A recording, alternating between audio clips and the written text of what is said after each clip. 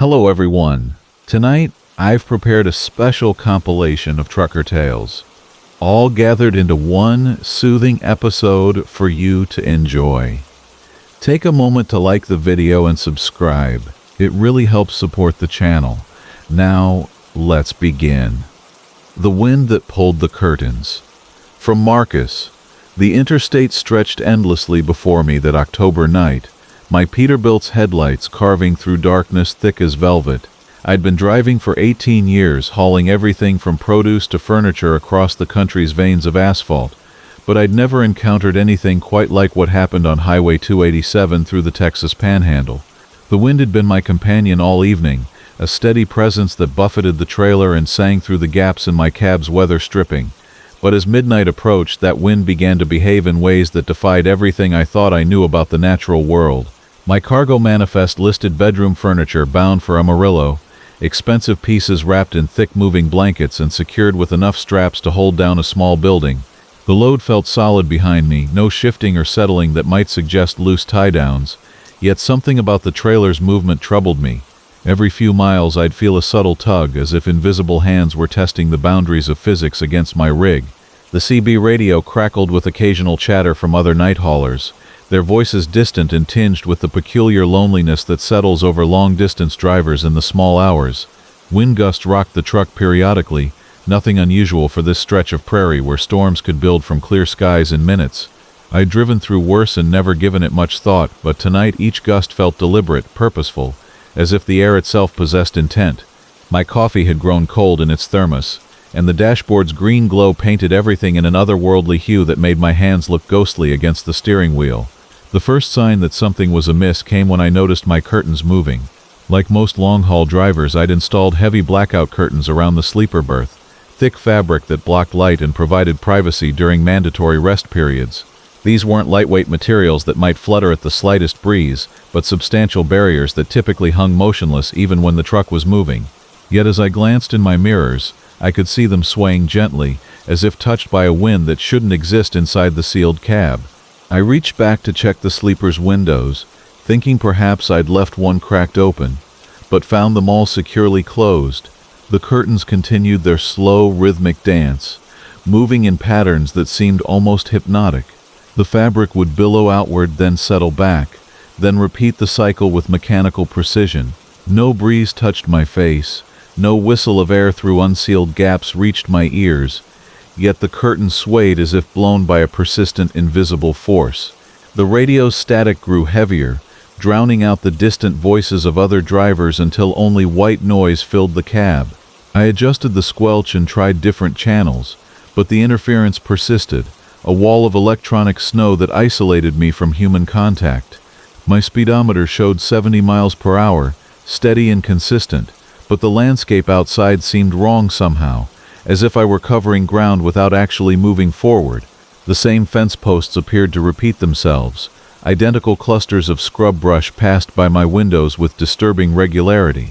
Behind me, the curtains had begun to move more dramatically, pulling outward with increasing force. The fabric stretched taut, straining against the mounting hardware as if something substantial pressed against it from the other side. I could hear the metal rings scraping along their rods, a sound like fingernails on chalkboard that made my teeth ache. The logical part of my mind insisted that pressure differentials or the truck's movement could explain the phenomenon, but logic felt increasingly inadequate as the night wore on. A truck stop appeared ahead, its neon lights bleeding red and blue into the darkness. I'd driven this route dozens of times and couldn't recall such a stop existing at this particular mile marker, but fatigue and the unsettling behavior of the curtains made me question my memory. The establishment looked older than it should have, with architectural details that belonged to decades past. Chrome and glass gleamed under parking lot lights that seemed too bright, casting sharp shadows that moved independently of their sources. I pulled into the lot, grateful for the opportunity to inspect my trailer and perhaps solve the mystery of the moving curtains. The moment I shifted into park, however, the wind stopped completely. Not just the external gusts that had buffeted the truck all evening, but every trace of air movement vanished, as if someone had thrown a switch. The curtains hung perfectly still, their fabric lifeless and ordinary. The sudden silence felt oppressive, a weight that pressed against my eardrums and made me acutely aware of my own breathing. Walking around the trailer, I checked every strap, every corner, every possible source of the disturbances I'd experienced. The load remained secure, the tarp intact, nothing out of place or obviously wrong. Yet standing there in the artificial daylight of the truck stop's floods, I felt watched by unseen eyes. The other trucks parked nearby sat empty and dark, their drivers presumably inside the main building or asleep in their berths, but I sensed presence in the shadows between trailers. Inside the truck stop, fluorescent lights hummed with the particular frequency that seems designed to induce headaches. The clerk behind the counter looked up as I entered, his face pale and drawn as if he hadn't seen sunlight in months. When I asked about the wind patterns in the area, whether other drivers had reported similar experiences, he stared at me with eyes that seemed to reflect more light than they should have. "Wind's been strange lately," he said, his voice carrying an accent I couldn't place. "Pulls things that shouldn't be pulled, moves things that ought to stay still. Some drivers say it gets inside their cabs, rearranges their belongings while they sleep." He leaned closer across the counter, and I caught a whiff of something like ozone and copper. "Best advice I can give is don't stop moving once you're back out there. The wind doesn't like it when things stay still too long." I purchased coffee and returned to my truck with the clerk's words echoing in my mind. The parking lot seemed different somehow, larger than when I'd arrived, with my rig sitting farther from the building than I remembered parking it. The distance between the fluorescent islands of light had stretched, creating pools of darkness that seemed to pulse with their own rhythm. Starting the engine brought a familiar comfort. The diesel's rumble drowning out the oppressive silence that had settled over everything. As I pulled back onto the highway, the curtains immediately resumed their movement, but now their behavior had changed. Instead of the gentle swaying I'd observed earlier, the fabric whipped back and forth violently, as if caught in a gale that existed only in the sleeper compartment. The mounting hardware groaned under the stress, and I worried the curtain rods might tear free from their brackets. Through the rearview mirror, I could see the fabric billowing outward with such force that it looked like something large was trying to push through from the other side. The speedometer climbed past 80 as I pressed the accelerator, some instinct telling me that speed was my ally against whatever force had taken hold of my truck. The landscape outside blurred into indistinct shapes, but the curtain's frenzied movement began to slow as my velocity increased. Mile markers flashed past in regular intervals now, their numbers progressing in logical sequence rather than the repetitive patterns I'd noticed earlier. Then, without warning, one of the curtains tore free from its rod and flew forward, wrapping itself around my shoulders like grasping arms. The fabric felt cold and somehow damp, despite having been hanging in the dry cab air all evening. I struggled to unwrap it while maintaining control of the truck, the material clinging with unnatural persistence. Through the windshield, I could see Highway 287 stretching ahead, but the asphalt seemed to ripple like water, as if the road itself was becoming fluid beneath my wheels. The remaining curtains had stopped moving entirely, hanging limp and still as if their puppet master had suddenly lost interest. I managed to tear the clinging fabric from around my shoulders and toss it into the passenger seat, where it lay motionless despite the wind that I could now feel rushing through the cab from some impossible source. My hair whipped around my face, and loose papers from the dashboard scattered like falling leaves, yet the curtain beside me remained perfectly still. Dawn found me parked at a rest area outside Amarillo, the trailer's cargo intact and ready for delivery. The curtains hung normally in their appointed places, showing no sign of the previous night's supernatural choreography. I had replaced the torn one with a spare from my emergency kit, though I couldn't quite bring myself to throw away the original. It sat folded in my storage compartment, just another piece of fabric that had somehow become a reminder of forces I couldn't explain or understand. The delivery went smoothly, the furniture arriving in perfect condition with no damage or displacement despite the night's strange events. As I prepared for the return journey, however, I noticed something that made my blood run cold.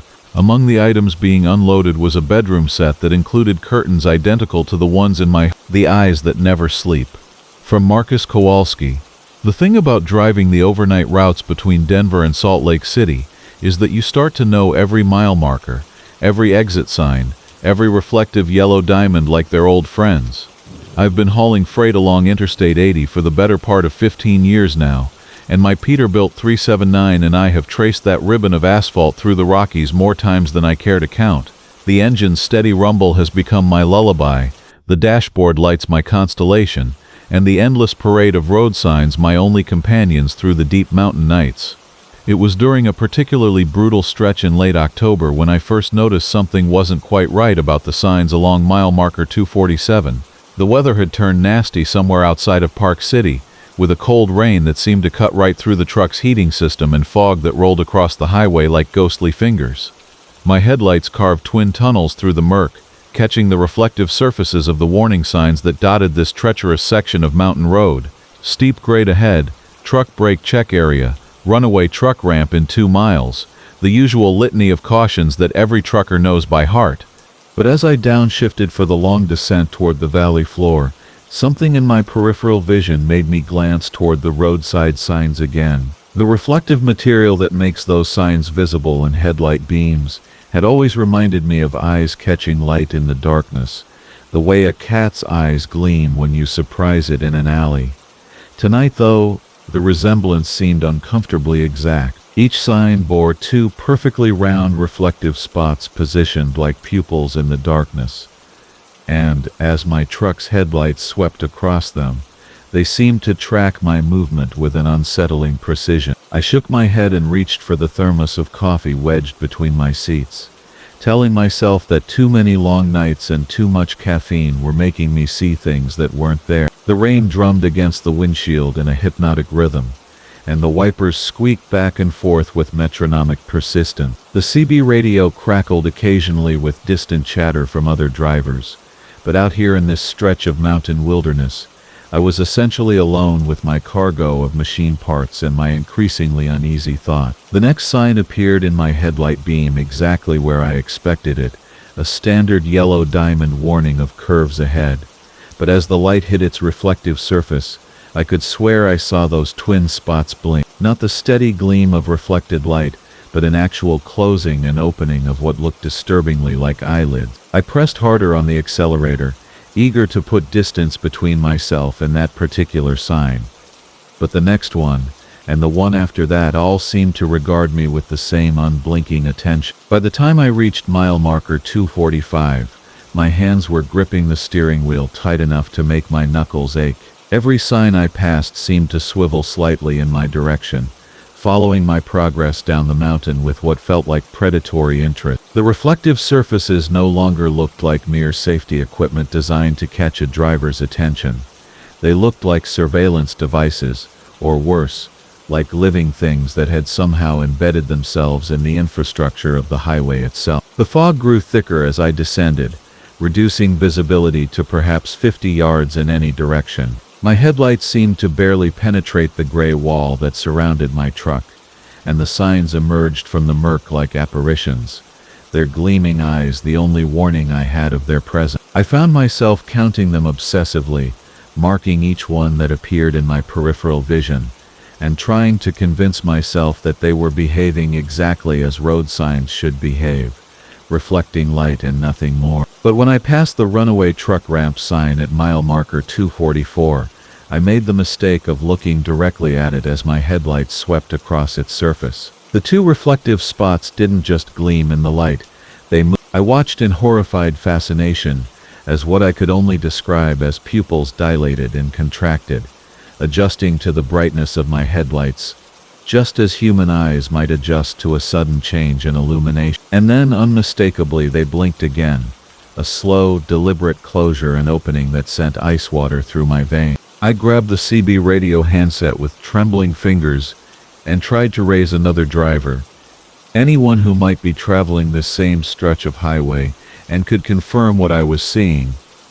The radio hissed and popped with static, but no human voices emerged from the speakers. Either I was the only truck on this section of road, or something was interfering with the radio signals. The isolation pressed in around me like the fog itself, thick and suffocating and raw. The signs were becoming more frequent now, appearing every few hundred yards as the highway navigation system guided travelers through the complex series of curves and elevation changes that characterized this part of the mountain pass. Construction zone ahead, reduced speed limit, merge left, each message accompanied by those watching eyes. that followed my truck's progress with increasing intensity. I began to notice that they weren't all the same size or brightness. Some appeared larger and more prominent, while others seemed partially hidden behind guardrails or obscured by roadside vegetation, as if they were trying to remain concealed until the last possible moment. The sign that emerged from the fog ahead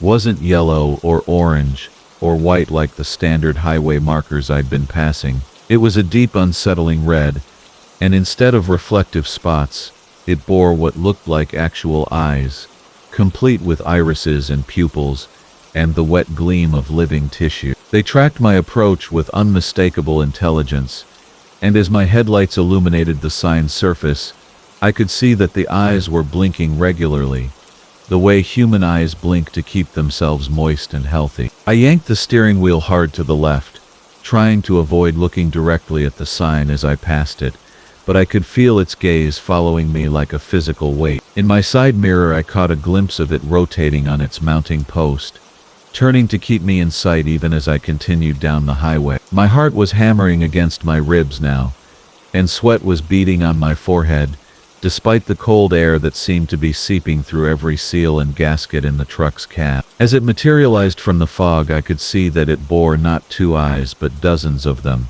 a clustered mass of watching pupils that covered its entire surface, like some nightmarish compound eye. They moved independently of each other, some tracking my truck while others seemed to be scanning the surrounding darkness for additional threats or targets. The sign itself seemed to pulse with a subtle organic rhythm, as if it were breathing, and I swore I could hear a wet, sliding sound even over the rumble of my engine. I pressed the accelerator to the floor, pushing my truck beyond safe speeds for these treacherous mountain curves, desperate to escape the growing concentration of watching signs that lined the roadway ahead. But they were everywhere now, sprouting from every guardrail post and road maintenance structure like some kind of parasitic growth. Traditional road signs mingled with the aberrant ones, creating a gallery of watching eyes that stretched as far as my headlights could penetrate into the fog. And then at mile marker 2042, the signs stopped pretending to be inanimate objects at all. The first one I passed let out a long, sighing moan that somehow carried over the sound of my engine and the rain and the wind. The next one spoke a single word that I couldn't quite understand, syllables in a language that seemed designed for throats quite different from human ones. By the time I reached the third speaking sign, they had begun to coordinate their vocalizations, creating an overlapping chorus of whispers and moans and alien pronunciations that seemed to be trying to form themselves into something resembling communication. The fog began to lift slightly as I approached the valley floor, and in the improved visibility I could see that the signs were no longer confined to their original mounting posts. Some had somehow migrated closer to the road surface itself, their supporting structures extending and contracting like metallic tentacles to position their eye-bearing surfaces for optimal viewing angles. Others had apparently abandoned their posts entirely and were moving through the roadside brush on networks of flexible metal appendages, keeping pace with my truck as it descended through the final series of curves. My CB radio suddenly crackled to life, but instead of trucker chatter or emergency communications, it began broadcasting what sounded like the same alien vocalizations I was hearing from the signs outside. The voices seemed to be coming from multiple directions now, not just from the roadside but from above and below and even from within my own truck. I switched off the radio, but the sounds continued, growing louder and more insistent with each passing mile. At mile marker 2041, I saw my salvation. A 24-hour truck stop glowed through the fog ahead, its familiar neon signs and fluorescent lighting promising the sanctuary of human company and normal, inanimate road signs. I downshifted and began to slow for the exit from Jake Morrison. Interstate 94 stretched endlessly ahead of me, a ribbon of wet asphalt cutting through the Michigan countryside, and my 18-wheeler was running on fumes and stubbornness. The digital clock on my dashboard read 2:47 a.m., and I'd been driving for nearly 11 hours straight, hauling a load of furniture from Detroit to Chicago. My eyes burned from the strain of peering through the rain and my shoulders ached from gripping the steering wheel against the crosswinds that kept trying to push my rig into the rumble strips. The exit ramp curved away into darkness, promising a truck stop that my CB radio had mentioned 50 miles back, though the static had been so bad I wasn't entirely sure I'd heard correctly. The rain drummed against the cab with increasing intensity, and my wipers struggled to keep up with the deluge. I downshifted carefully, feeling the weight of 30,000 pounds of cargo behind me as I navigated the gentle slope of the off-ramp. My headlights carved through sheets of rain, illuminating reflective road markers that seemed to float in the darkness like tiny stars. At the bottom of the ramp, instead of the familiar glow of truck stop neon, I found myself on what appeared to be a service road running parallel to the interstate. The asphalt looked older here, cracked and weathered, with weeds pushing up through the gaps. My GPS screen flickered uncertainly, showing my position as a vague dot surrounded by gray emptiness. The rain seemed to be falling harder now, turning the world beyond my windshield into a shifting curtain of silver droplet. I could barely make out the ride rail that separated this forgotten stretch of road from the interstate I'd just left, though I could still hear the distant hum of traffic passing overhead. The service road stretched ahead in a perfectly straight line, bordered on both sides by tall grass that bent and swayed in the wind. My headlights revealed nothing but more road, more grass, and the occasional reflector post marked with faded numbers I couldn't quite make out through the rain. The fuel gauge needle had settled firmly on empty now, but my engine continued its steady diesel rumble, as if drawing sustenance from some unknown source. The rain continued its hypnotic percussion on my roof, and my wipers maintained their metronomic rhythm, but the scenery never changed. The same straight road, the same swaying grass, the same gray darkness pressed against my window. I tried my CB radio,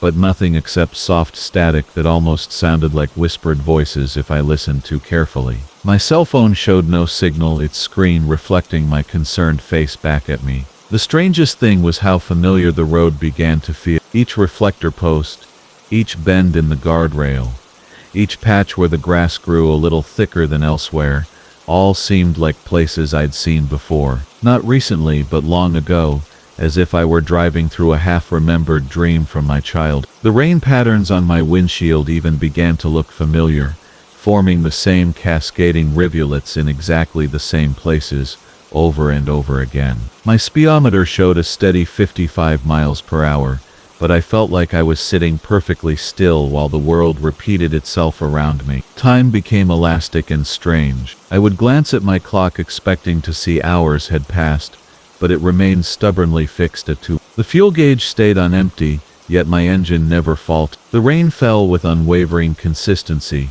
each drop seeming to strike the exact same spot as the one before it. I began to notice details with unsettling clarity, the way the grass bent in precise waves, the exact sequence of cracks in the asphalt, the particular angle at which my headlights caught the reflective paint on the guardrail post. The grass on both sides of the road began to part, revealing glimpses of other trucks traveling parallel paths through the darkness. Dozens of them, maybe hundreds, all moving at the same steady pace, all trapped in their own versions of this endless mile. I could see other drivers in their cabs, some gripping their steering wheels in white-knuckled terror, others slumped in resignation, and a few who appeared to be laughing at some cosmic joke I didn't yet understand. Their headlights created a constellation of trapped souls, all circling through the same impossible geography. My truck's engine began to change its tune, the diesel rumble taking on harmonics I'd never heard before. It sounded almost musical, like a deep organ note that resonated in my chest and made my teeth ache. The rain picked up the rhythm, drumming against my cab in time with the engine's new song. Even my windshield wipers seemed to be keeping perfect time, creating a symphony of mechanical precision that should have been comforting but felt instead like the ticking of a vast broken clock. The realization hit me with the force of physical blow. I wasn't just trapped in space, but in time itself. This mile of road existed outside normal causality, a loop where effect preceded cause, and every moment was both the first and the last. The year I'd spent driving this same stretch of asphalt had passed in what felt like hours to me, but somewhere in the real world, seasons had changed. People had lived and died, and my truck had simply vanished from all records and memory. I could see my own taillights ahead of me now, red dots in the distance growing slowly larger as I approached the truck I'd been an hour ago, or a day ago, or a century ago. The gap closed steadily, and I realized that when I finally caught up to myself, something fundamental would change. The loop would either break or tighten into something even more inescapable. My hands shook as I watched those familiar red lights grow brighter, and I pressed harder on an accelerator that seemed to the curve that broke time. From Marcus Holloway, the stretch of Highway 47 between Bakersfield and Fresno had been my regular route for 15 years, and I thought I knew every pothole, every billboard, every gentle rise and dip in that asphalt ribbon. My Peterbilt 309 and I had traveled those miles together so many times that I could practically drive it blindfolded, feeling the road through the steering wheel like an extension of my own hand. The engine hummed its familiar diesel lullaby as I settled into the rhythm of another night haul, my trailer loaded with produce bound for the morning markets up north. This particular bend had always been unremarkable, a gentle sweep to the left that barely required adjusting your grip on the wheel. The moonlight filtered through a thin layer of clouds, casting everything in that peculiar silver glow that makes the world look like an old photograph. My headlights carved through the darkness ahead, illuminating the familiar guardrail and the scrub brush that lined this section of highway. But as I approached the curve, something felt different.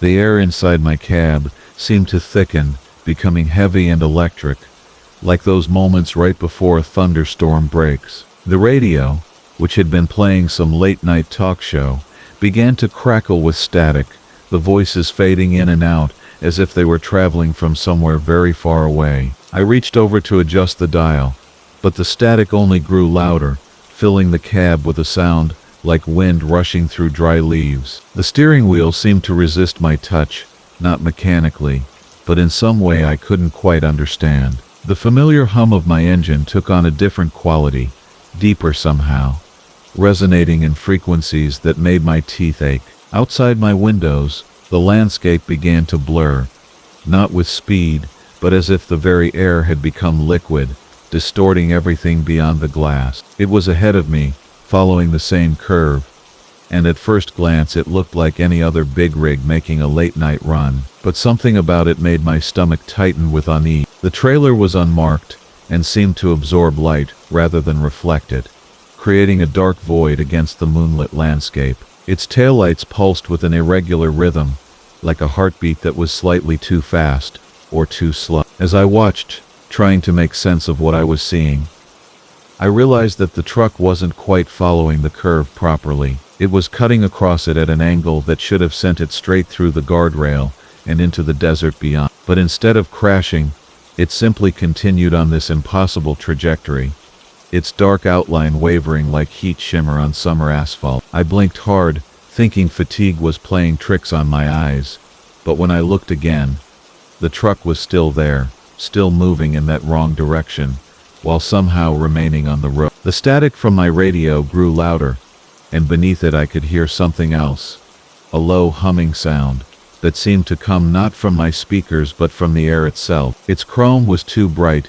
gleaming with an intensity that hurt to look directly at, while its paint job seemed to shift and flow like oil on water. The license plate, when I could glimpse it through the wavering air, appeared to show numbers and letters that rearranged themselves each time I tried to focus on them. Most disturbing of all was the driver's silhouette, visible through the rear window of the cab. The figure sat perfectly still, unnaturally rigid, as if carved from stone. When I pressed the accelerator, there was a delay before the engine responded, and when it did, the increase in speed felt disconnected from the sensation of movement. The mile markers along the roadside seemed to be counting backward, though I was certain I was traveling in the right direction. Mile 26, mile 125, but then mile 127 again, as if the road were somehow doubling back on itself. The temperature in my cab began to drop, and I could see my breath forming small clouds in the suddenly frigid air. Frost started to form on the inside edges of my windshield, creating crystalline patterns that seemed to pulse with their own inner light. The heating system was running full blast, but it felt as if the cold was coming from somewhere outside the normal world, seeping through the metal and glass of my truck like it was made of paper. That was when I realized the other truck was getting closer, though I hadn't seen it slow down or change lanes. It was simply there immediately ahead of me, close enough that I could make out individual details of its rear door and undercarriage. The humming sound grew stronger, and I felt it resonate in my bones, making my vision blur at the edges. The static from the radio had evolved into something that almost sounded like voices, speaking in a language I didn't recognize but somehow understood on a level deeper than words. They were saying that the curve was broken, that something had gone wrong with this small piece of highway, creating a fold in the normal flow of time and space. Trucks that entered this section of road sometimes got caught in the fold, becoming trapped in an endless loop of the same curve, the same few seconds repeated forever. The dark truck ahead of me, they whispered through the crackling static, had been driving this curve since 1987, its driver long since fused with his machine, unable to stop or deviate from the path that had become his prison. And now, the voices suggested with a cold amusement, my truck was becoming part of the same loop, drawn into the broken curve by proximity and circumstance. I could feel it happening, the way my steering wheel was becoming less responsive, the way the landscape outside was starting to repeat itself. The same Joshua tree, the same section of guardrail, the same cloud formations overhead, all cycling past my windows in an endless procession. Panic rising in my throat like bile, I fought against whatever force was trying to trap me in this temporal snare. I downshifted hard, feeling my engine brake against the strange momentum that wasn't quite momentum. The truck shuddered and complained, but it responded, slowing my entry into whatever pocket of broken reality had captured this stretch of highway. The dark truck ahead flickered, becoming translucent, and for a moment I could see straight through it to the empty road beyond. Using every ounce of skill I'd developed over 15 years of driving,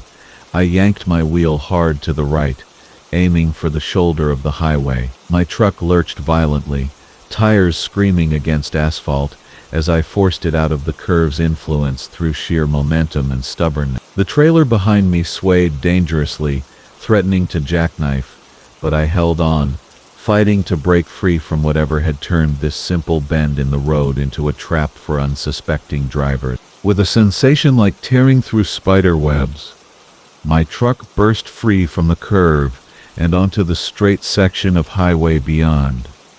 The temperature in my cab immediately returned to normal, and the static from my radio faded to silence. In my mirrors I could see the curve behind me, looking perfectly ordinary in the moonlight, showing no sign of the supernatural disturbance I'd just escaped.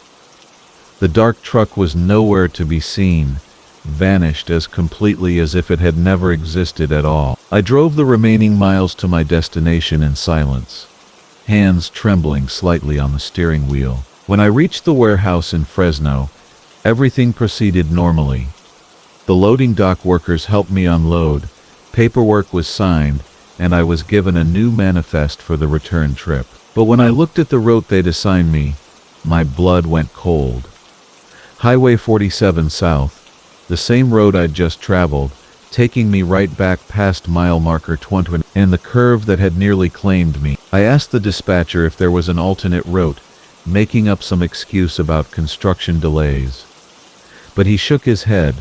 Highway 47 was the only practical way back to Bakersfield with a full trailer, and the delivery schedule was already tight. As I climbed back into my cab and started the engine, I told myself that whatever had happened earlier was probably just fatigue-induced hallucination, the kind of road hypnosis that can affect any driver on a long haul. But as I approach that curve again, just a few minutes from now, I can already see something dark moving ahead of me on the road, and my radio has started to fill with static. The mile markers seem to be counting strangely, and I'm no longer certain what year it is, or how many times I've driven this particular stretch of highway. The curve ahead looks exactly the same as always, just a gentle bend to the left, but I can feel time itself starting to stretch and warp around my truck like heated glass. The chrome on my Peterbilt 379 has seen better days, but those side mirrors still catch every detail of the highway behind me with crystal clarity. 23 years I've been running freight across the interstate system, and I know every quirk of my rig like the lines on my weathered hand. The diesel engine hums its familiar lullaby beneath me as I cruise through the Nevada desert night, the speedometer holding steady at 68 miles per hour. The radio crackles with distant trucker chatter, voices floating through the static like ghosts in the electronic ether. It's past 2 in the morning when I first notice something unusual in my passenger side mirror. The highway stretches empty behind me, illuminated only by my taillights painting red streaks on the asphalt. But there's something else moving back there, something that doesn't quite belong. At first glance it looks like debris caught in my trailer's undercarriage, swaying gently in the wind created by my passage through the still desert air. I adjust the mirror slightly, trying to get a better angle, but whatever I'm seeing remains frustratingly unclear in the darkness. The landscape around me is quintessential Nevada wilderness, all scrub brush and sandy soil, stretching endlessly toward distant mountains that rise like sleeping giants against the star-filled sky. My headlights carve a tunnel of visibility through the blackness ahead, revealing only more empty road and the occasional reflective sign marking mile markers or rest stops still hours away. The monotony of long-haul trucking usually lulls me into a meditative state, but tonight something feels different, electric with an anticipation I can't quite name. I reach for my coffee thermos, the metal still warm from the truck stop in Reno, where I'd filled it hours ago. The bitter liquid helps sharpen my focus as I glance again at the passenger mirror. The movement is still there, more pronounced now, like something heavy swaying back and forth with each gentle curve in the road. My cargo manifest lists machine parts bound for Phoenix, all properly secured with standard tie-downs and chains. I'd done the load inspection myself, as I always do, walking the length of the trailer and checking every connection point twice. But chains can work loose, especially on long hauls over varying terrain. The thought nags at me as I watch the rhythmic motion continue in my peripheral vision. Safety protocols demand that I pull over and investigate, but the next truck stop isn't for another 40 miles, and the shoulder here is barely wide enough for a pickup truck, let alone a 70-foot combination vehicle. I make a mental note to check everything thoroughly at my next planned stop, and try to push the concern from my mind. The radio suddenly crackles to life with a clear transmission from another driver somewhere up ahead. Eastbound Peterbilt around mile marker 215.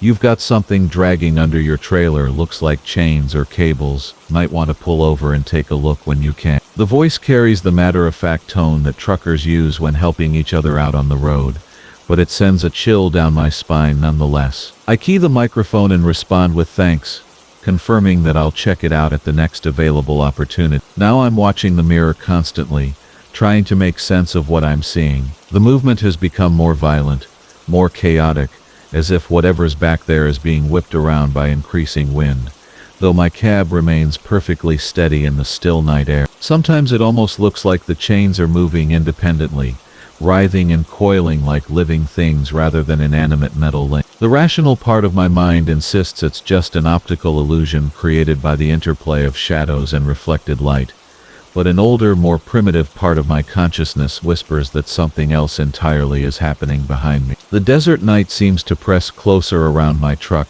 despite the vast openness of the landscape. Stars that had been brilliant pinpricks of light now appear dimmer, as if filtered through some invisible haze. Even the familiar hum of my engine sounds different, slightly off-key, though all my gauges read normal. I crack the window slightly, letting in the cool desert air, hoping the fresh breeze will clear my head and restore my usual calm focus. Instead, the rushing wind carries an odd sound, almost like metal clinking against metal, rhythmic and persistent. I slow down gradually, reducing my speed to 55 miles per hour, hoping that less wind resistance might calm whatever's causing the disturbance behind me. The truck responds smoothly to the throttle reduction, but the movement in my mirror doesn't diminish. If anything, it seems more pronounced now, more deliberate in its swaying motion. I can make out individual links in what appears to be a heavy chain, each one catching and reflecting the red glow of my taillights as it moves through its arc. The strangest part is how the chain seems to be suspended in midair, with no visible connection point to my trailer or the road surface. It's as if something invisible is holding one end, allowing the rest to swing freely in defiance of physics and common sense. I blink hard several times, rubbing my eyes with one hand while keeping the other steady on the steering wheel. Fatigue can cause hallucinations on long drives, and I've been on the road for nearly 10 hours straight, but I've never experienced anything like this before. A sign appears in my headlights advertising a rest area in 12 miles, and I decide to push through until I can reach it safely. Whatever's happening behind me, it needs to be investigated properly, with good lighting and solid ground under my feet. The radio remains quiet now, no more helpful warnings from fellow drivers. Just the soft hiss of static and the occasional distant voice too far away to understand clearly. I feel isolated despite being surrounded by millions of people within a few 100-mile radius, alone with whatever strange phenomenon is playing out in my mirror. Sometimes it appears to be reaching toward the back of my trailer, as if trying to grab hold of something, while other times it seems to recoil as if burned or repelled by an invisible force. The metal links gleam wetly in the reflected light, though there's been no rain for days and the desert air is bone dry. I can see individual scratches and worn spots on each link, details that should be impossible to make out in the darkness and distance. My pulse quickens as I realize that I'm beginning to recognize the chain itself. The particular pattern of wear, the way certain links are slightly deformed, the heavy gauge of the metal, it all looks disturbingly familiar. But that's impossible, because the chain I'm thinking of was destroyed years ago in an accident that still haunts my dream. I was hauling steel beams through mountain passes in Colorado when a securing chain snapped under stress, sending part of my load sliding sideways and causing me to jackknife on a steep grade. No one was hurt, thankfully, but the damaged chain was cut away and discarded at the scene. The rest area sign appears sooner than expected, its reflective surface almost blindingly bright in my headlights. I signal my intention to exit, though there's no other traffic to warn, and begin the careful process of slowing my rig on the declining ramp. The chain in my mirror continues its violent dance even as my speed drops, seemingly unaffected by the changing physics of deceleration and the gentler curves of the access road. I pull into the first available parking space, a long diagonal slot designed for combination vehicles, and engage the parking brake with its familiar hiss of released air pressure.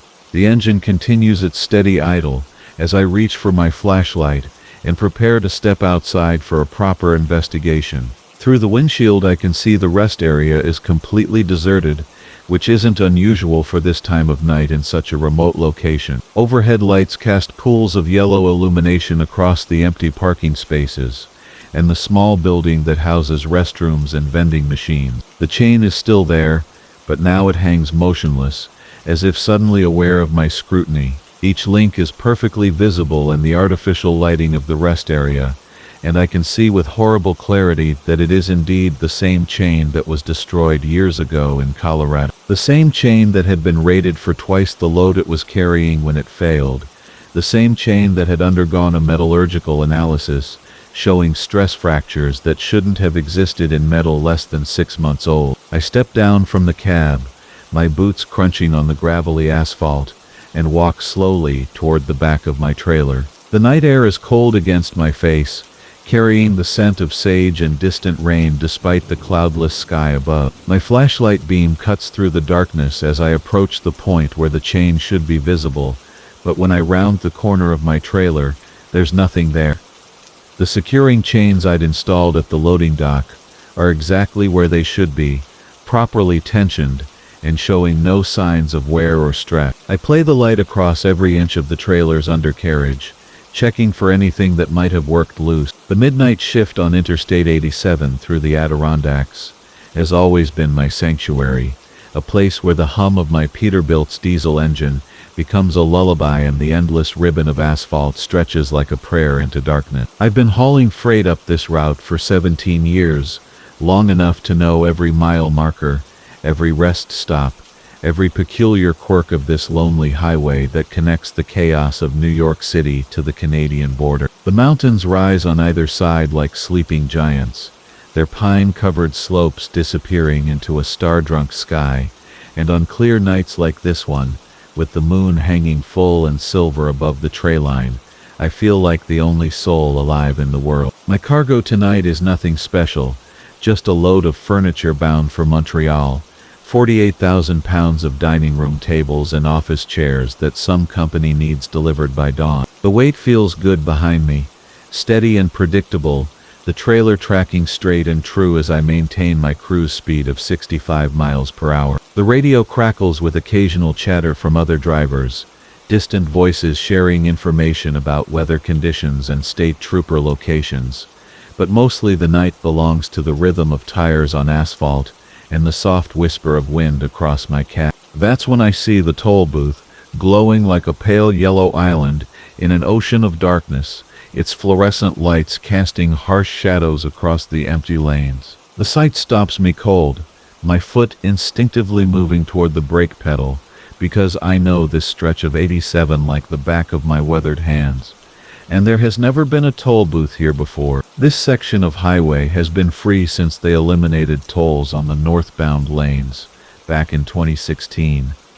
Yet here it stands, solid and real, with orange traffic cones funneling all lanes into a single approach. I downshift, the Jake brake rumbling like distant thunder as I reduce speed, my eyes scanning the structure with growing unease. The booth itself appears old, far older than it should if it were somehow a new installation I'd missed hearing about on the CB or trucker forum. The white paint on its walls has yellowed with age, and rust stains streak down from the metal roof like tears. A single window faces the approaching traffic, dimly lit from within by what looks like the sickly glow of an ancient fluorescent tube, one of those old fixtures that buzzes and flickers with electrical uncertainty. As I roll closer, my headlights illuminate a handwritten sign zip-tied to the booth's exterior, exact change only, no bills over 20. The lettering is faded blue ink on cardboard, the kind of makeshift signage you might see at a roadside produce stand, completely out of place for what should be a state-operated facility. My dispatcher never mentioned any route changes or new tolls, and my GPS unit shows nothing but open highway ahead.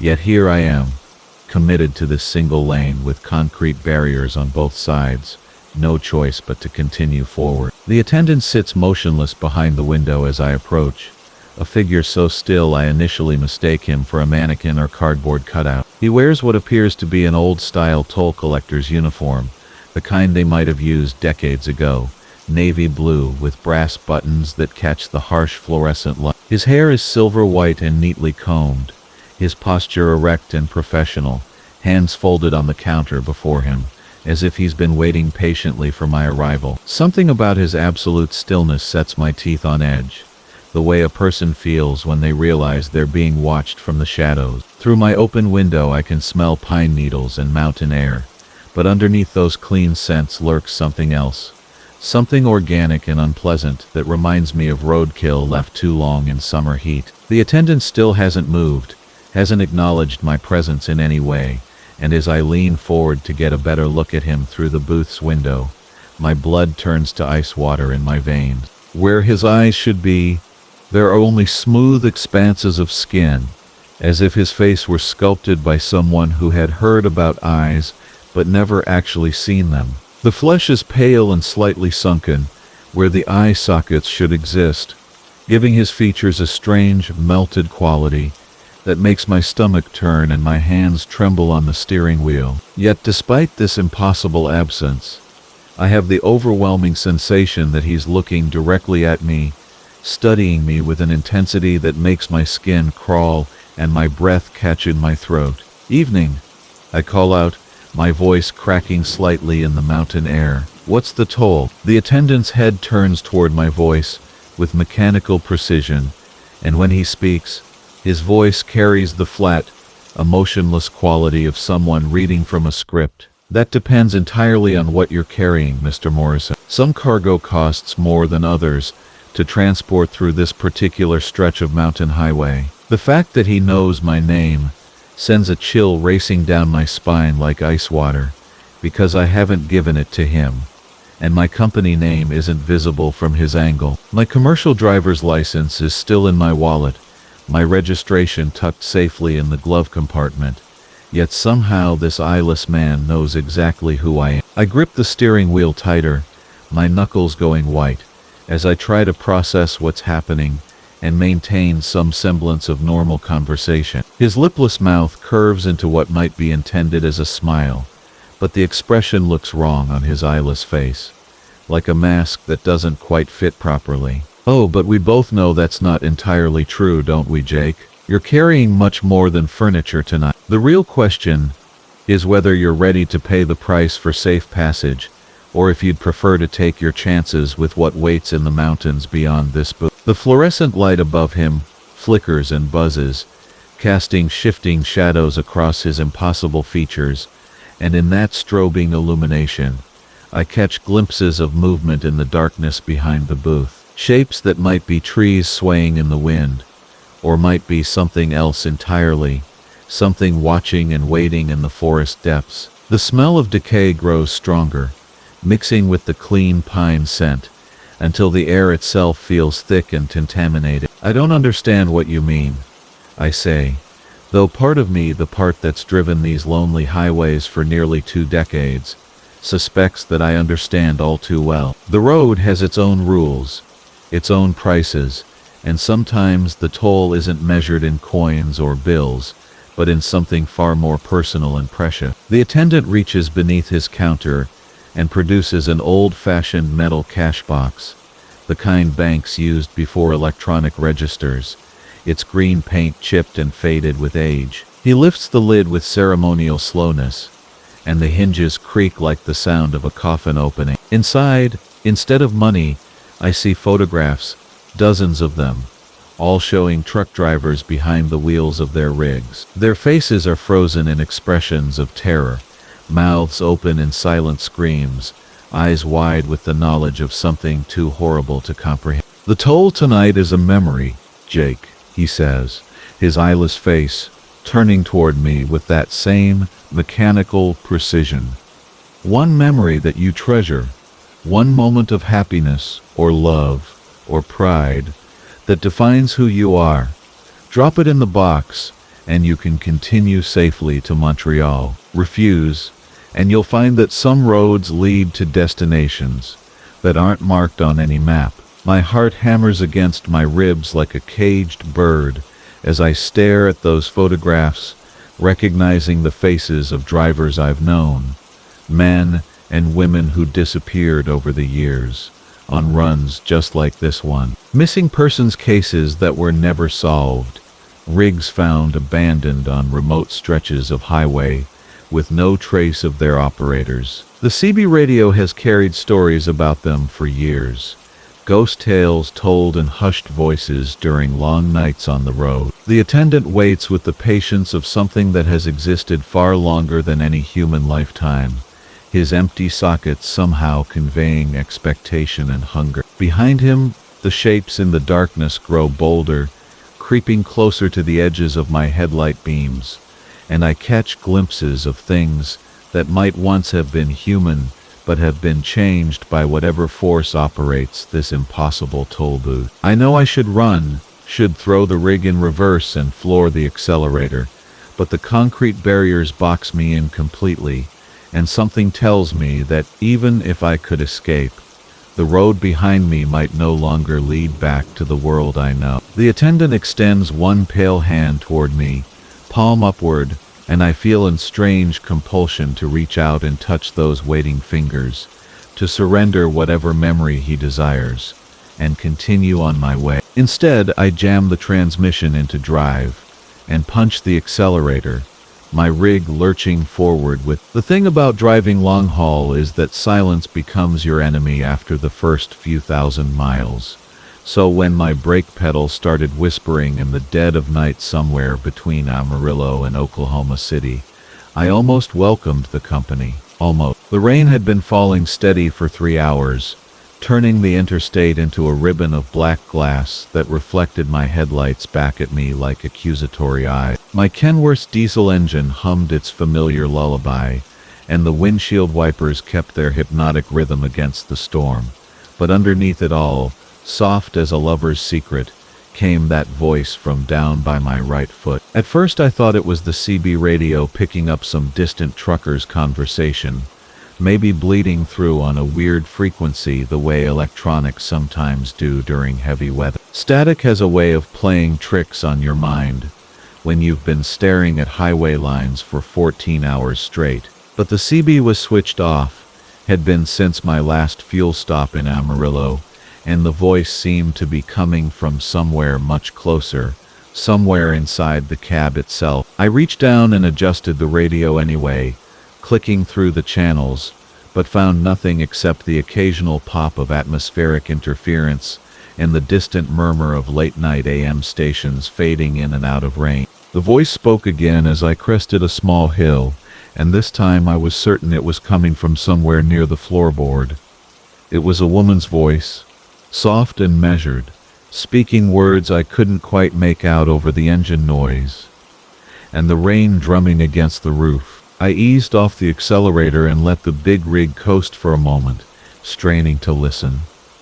The speedometer needle dropped from 70 to 60 to 50, and in that relative quiet, I heard her clearly for the first time. She was reciting what sounded like a grocery list, her tone matter-of-fact and strangely intimate. Milk, bread, eggs, butter, she said, and then something about picking up dry cleaning and calling her mother about Sunday dinner. My foot rested on the brake pedal as I slowed for a curve, and the voice grew stronger, more distinct, as if my touch had somehow amplified whatever strange signal was producing it. The pedal felt normal under my boot, solid steel and rubber, nothing unusual except for the way it seemed to vibrate slightly with each word the woman spoke.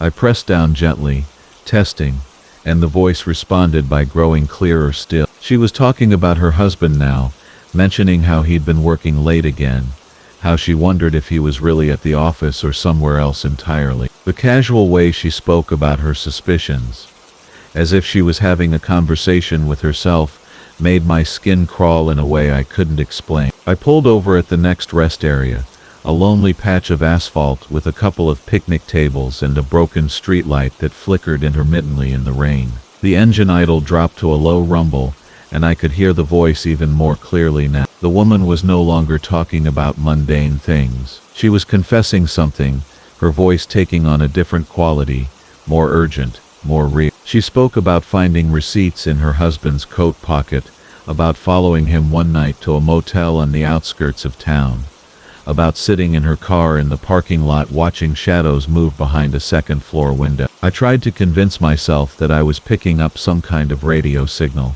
maybe from a cell phone tower or a CB repeater, but the voice seemed to respond to my presence, growing louder when I pressed the brake and fading when I lifted my foot away. I reached down with my hand and touched the pedal directly, and the woman's voice became so clear it was as if she was sitting right there in the passenger seat.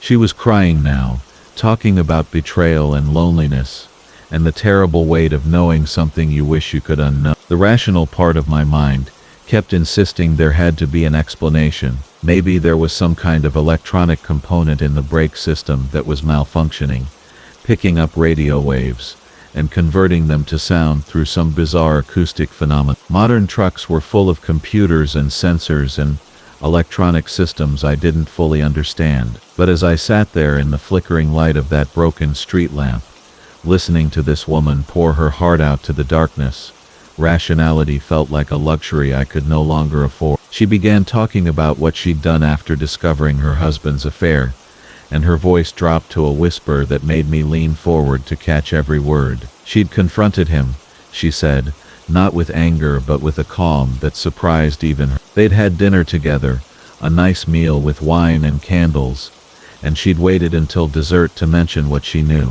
The way she described his face when she told him about the motel, about the receipts, about the phone calls she'd overheard, was chilling in its clinical detail. The rain intensified, drumming harder against the windshield, and I realized I was gripping the steering wheel with white knuckles. The woman's voice continued its midnight confession, telling me about the sleeping pills she'd begun crushing into his evening coffee, just a few at first, then more as his tolerance built up. She spoke about it the way someone might describe a recipe, methodical and precise, as if she was sharing cooking tips with a neighbor. The casual nature of her confession was more terrifying than any scream or sob could have been. I tried lifting my foot completely off the brake pedal, but the voice followed me, seeming to emanate now from the entire cab of the truck. She was describing the night she'd given him the final dose, talking about how peaceful he'd looked as he drifted off in his favorite chair, how she'd waited until his breathing stopped before calling the ambulance. The paramedics had been very kind,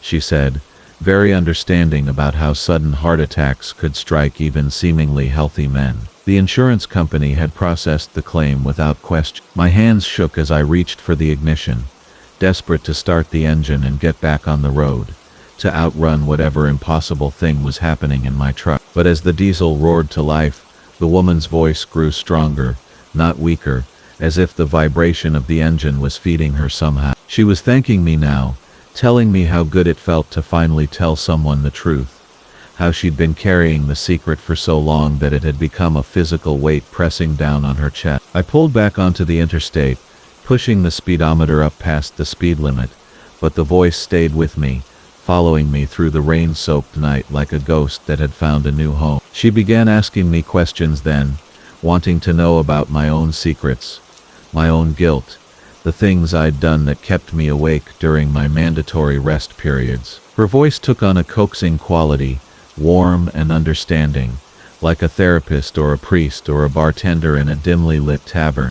The miles rolled by beneath my tires, and slowly I found myself responding to her questions, speaking aloud in the empty cab about things I'd never told another soul, about the accident in Denver, 3 years ago, when I'd been looking at my phone for just a second too long, about how I'd kept driving even though I wasn't sure whether that thud had been a pothole or something else entirely, about the report I'd never filed, and the guilt that gnawed at me every time I took this same stretch of highway.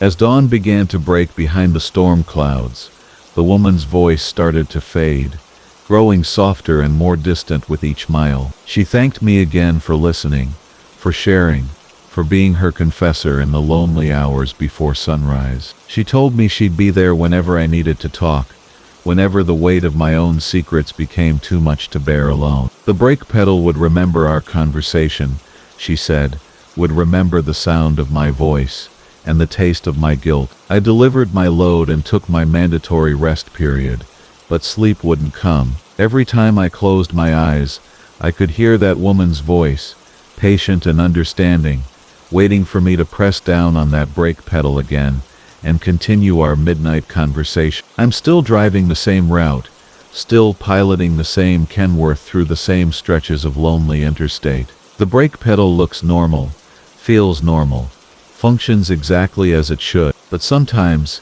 in the deepest part of the night when the road is empty and the rain is falling, I hear her voice again, soft and welcoming, ready to listen to whatever sins I need to confess. And the terrible truth is that part of me looks forward to those conversations, to that moment when I press down on the pedal and feel the weight of my secrets lifting away into the darkness, carried off by a voice that understands the price of keeping silent about the things we've done. The pedal remembers everything now, holds every whispered confession like a secret vault buried deep in steel and rubber and the strange electricity that flows between guilt and absolution. The Kenworth's diesel engine hummed its familiar lullaby as I approached the Millfield Bridge just past 2 in the morning, my headlights cutting through the thick fog that had settled over the valley like a gray wool blanket. I'd been driving this route between Portland and Sacramento for nearly 15 years, and I knew every pothole,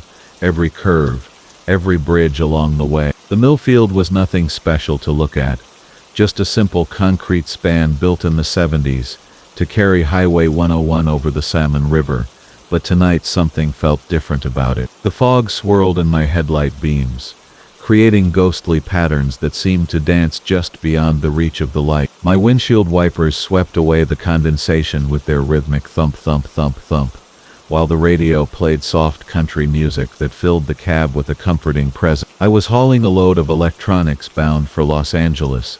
Nothing unusual, just another night run to beat the California traffic. The weight felt good behind me, steady and balanced, the trailer following obediently as I maintained my cruising speed of 6. As I crested the small hill before the bridge, I noticed something odd through the fog. The bridge looked longer than usual, stretching into the misty darkness like it went on forever. I blinked hard, thinking maybe the long hours were playing tricks on my eyes, but when I looked again, the span still seemed to extend much further than the quarter-mile crossing I'd driven thousands of times before. The fog must be creating some kind of optical illusion, I told myself, making the far end invisible and giving the impression of an endless roadway disappearing into nothingness. I downshifted slightly as I approached the bridge entrance, feeling the familiar compression brake engage with its deep mechanical sigh. The bridge deck was wet from the fog, creating a shimmering surface that reflected my headlights in fractured pattern. As my front wheels touched the concrete, I felt a subtle change in the road surface. Nothing dramatic, just a barely perceptible smoothness, as if the bridge had been resurfaced with some material that absorbed the usual road vibration. The engine noise seemed muffled too, the familiar rumble of the Caterpillar motor becoming softer, more distant, though the tachometer showed I was maintaining the same RPM. This wasn't right.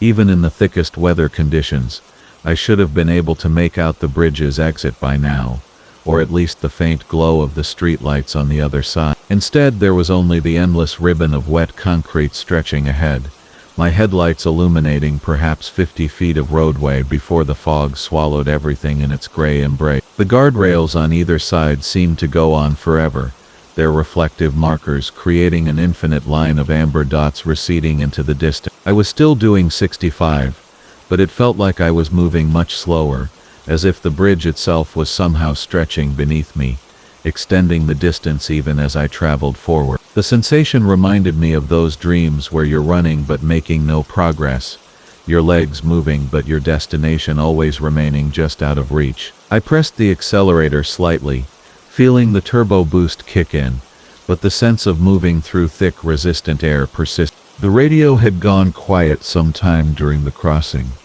the country station replaced by a soft static that seemed to pulse in rhythm with my heartbeat. I reached over to adjust the tuning, but the static remained, a gentle white noise that was almost hypnotic in its consistency. Looking at the dashboard clock, I saw that it was still showing 2:07, though I was certain I'd been on the bridge for at least 10 minutes. The digital display flickered once, showing 2:06 for a brief moment, then returned to 2:07, as if time itself was uncertain about its passage. The fog outside seemed to be growing thicker, pressing against the windows like living smoke, and I noticed that my headlights weren't penetrating as far as they had when I'd first entered the bridge. The beam was being absorbed somehow, pulled into the gray mass that surrounded the truck like a cocoon. Most unsettling of all was the complete absence of the river below. Usually I could catch glimpses of the water through the fog, occasional flashes of reflected light, or the sound of current flowing over rocks, but now there was only silence beneath the bridge, as if we were suspended over an vast empty space. I tried honking my horn to break the eerie quiet, thinking the sound might help orient me or perhaps alert any other vehicles that might be on the bridge. But when I pressed the button, nothing happened. Not just a weak sound, but complete silence, as if the horn wasn't functioning at all. I pressed it again, harder this time, and felt the button depressed normally, but no sound emerged. It was as though the bridge was swallowing the noise before it could form, absorbing it into the fog, and concrete-like sound had never existed. Testing my theory, I rolled down the window and shouted into the night, but my voice seemed to die just inches from my lips. muffled and dampened until it was barely a whisper. Even the engine noise was continuing to fade, becoming so quiet I could barely hear the diesel's rumble, though I could feel its vibration through the steering wheel and seat. The bridge was somehow consuming sound itself, pulling the noise from the air and leaving only that gentle static from the radio and the barely audible sweep of the windshield wiper. The sensation was gradual, like when you stop noticing a chronic pain, but suddenly I became aware that the familiar tug of 40,000 pounds of cargo was gone. I checked my mirrors, but the fog had grown so thick that I couldn't see the trailer, couldn't even make out the rear of the cab. According to all the gauges, everything was normal. Air pressure was good, the trailer brake connection showed green, and the axle weight distribution was reading as expected, but the physical sensation of pulling a heavy load had vanished completely. I tried downshifting to feel the compression brake engage, but there was no change in the truck's behavior, no sense of the engine working against the load. It was as if I was driving an empty truck, or perhaps not driving at all but simply existing in a space that resembled a truck cab, moving through a void that looked like a fog-covered bridge. The steering wheel felt lighter in my hands, and when I made small corrections, there was no feedback from the road, no sense of tires gripping pavement or responding to the truck's weight and momentum. The dashboard lights began to flicker then, not dramatically but in subtle waves, as if the electrical system was struggling against some invisible drain. The fuel gauge wavered between full and 3/4, the speedometer needle trembling slightly around the 65-mile-per-hour mark. Most disturbing was the odometer, which had stopped advancing entirely, frozen at the same reading it had shown when I'd entered the bridge. According to the truck's instruments, I wasn't moving at all, despite the sensation of traveling forward, and the continuous scroll of concrete and guardrail past my windows. The fog seemed to be seeping inside somehow, creating a thin haze that made the interior lights appear dim and distant. I turned up the heating system, thinking maybe fresh air would help clear my head, but the vents only pushed out more of the cool gray mist, carrying with it a smell I couldn't identify, something like wet concrete mixed with old metal, and the faint scent of deep water. The bridge's guardrails were beginning to change too, becoming taller and more elaborate, developing decorative elements that definitely hadn't been there before. What had started as simple concrete barriers were now ornate stone parapets with carved details that my headlights revealed in brief, flickering glimpses. Gothic arches and twisted columns appeared and disappeared in the fog, architectural flourishes that belonged on some ancient European crossing, not a utilitarian highway bridge in rural Oregon. Desperate to break free from whatever was happening, I pressed the accelerator to the floor, feeling the turbo spool up and hearing the engine's pitch change, though the sound was still muffled and distant. The truck lurched forward slightly, and for a moment I thought I was making progress, but the sensation quickly faded back to that dreamlike floating motion. The fog pressed closer against the windows, and I could no longer see the guardrails at all, just endless gray emptiness on both sides of the cab. The familiar amber streetlights of the bridge's exit appeared through the fog like beacons of normalcy, and I felt the truck's weight return, the trailer settling back onto its suspension with a gentle, "The fuel that burns forever." From Jack Morrison.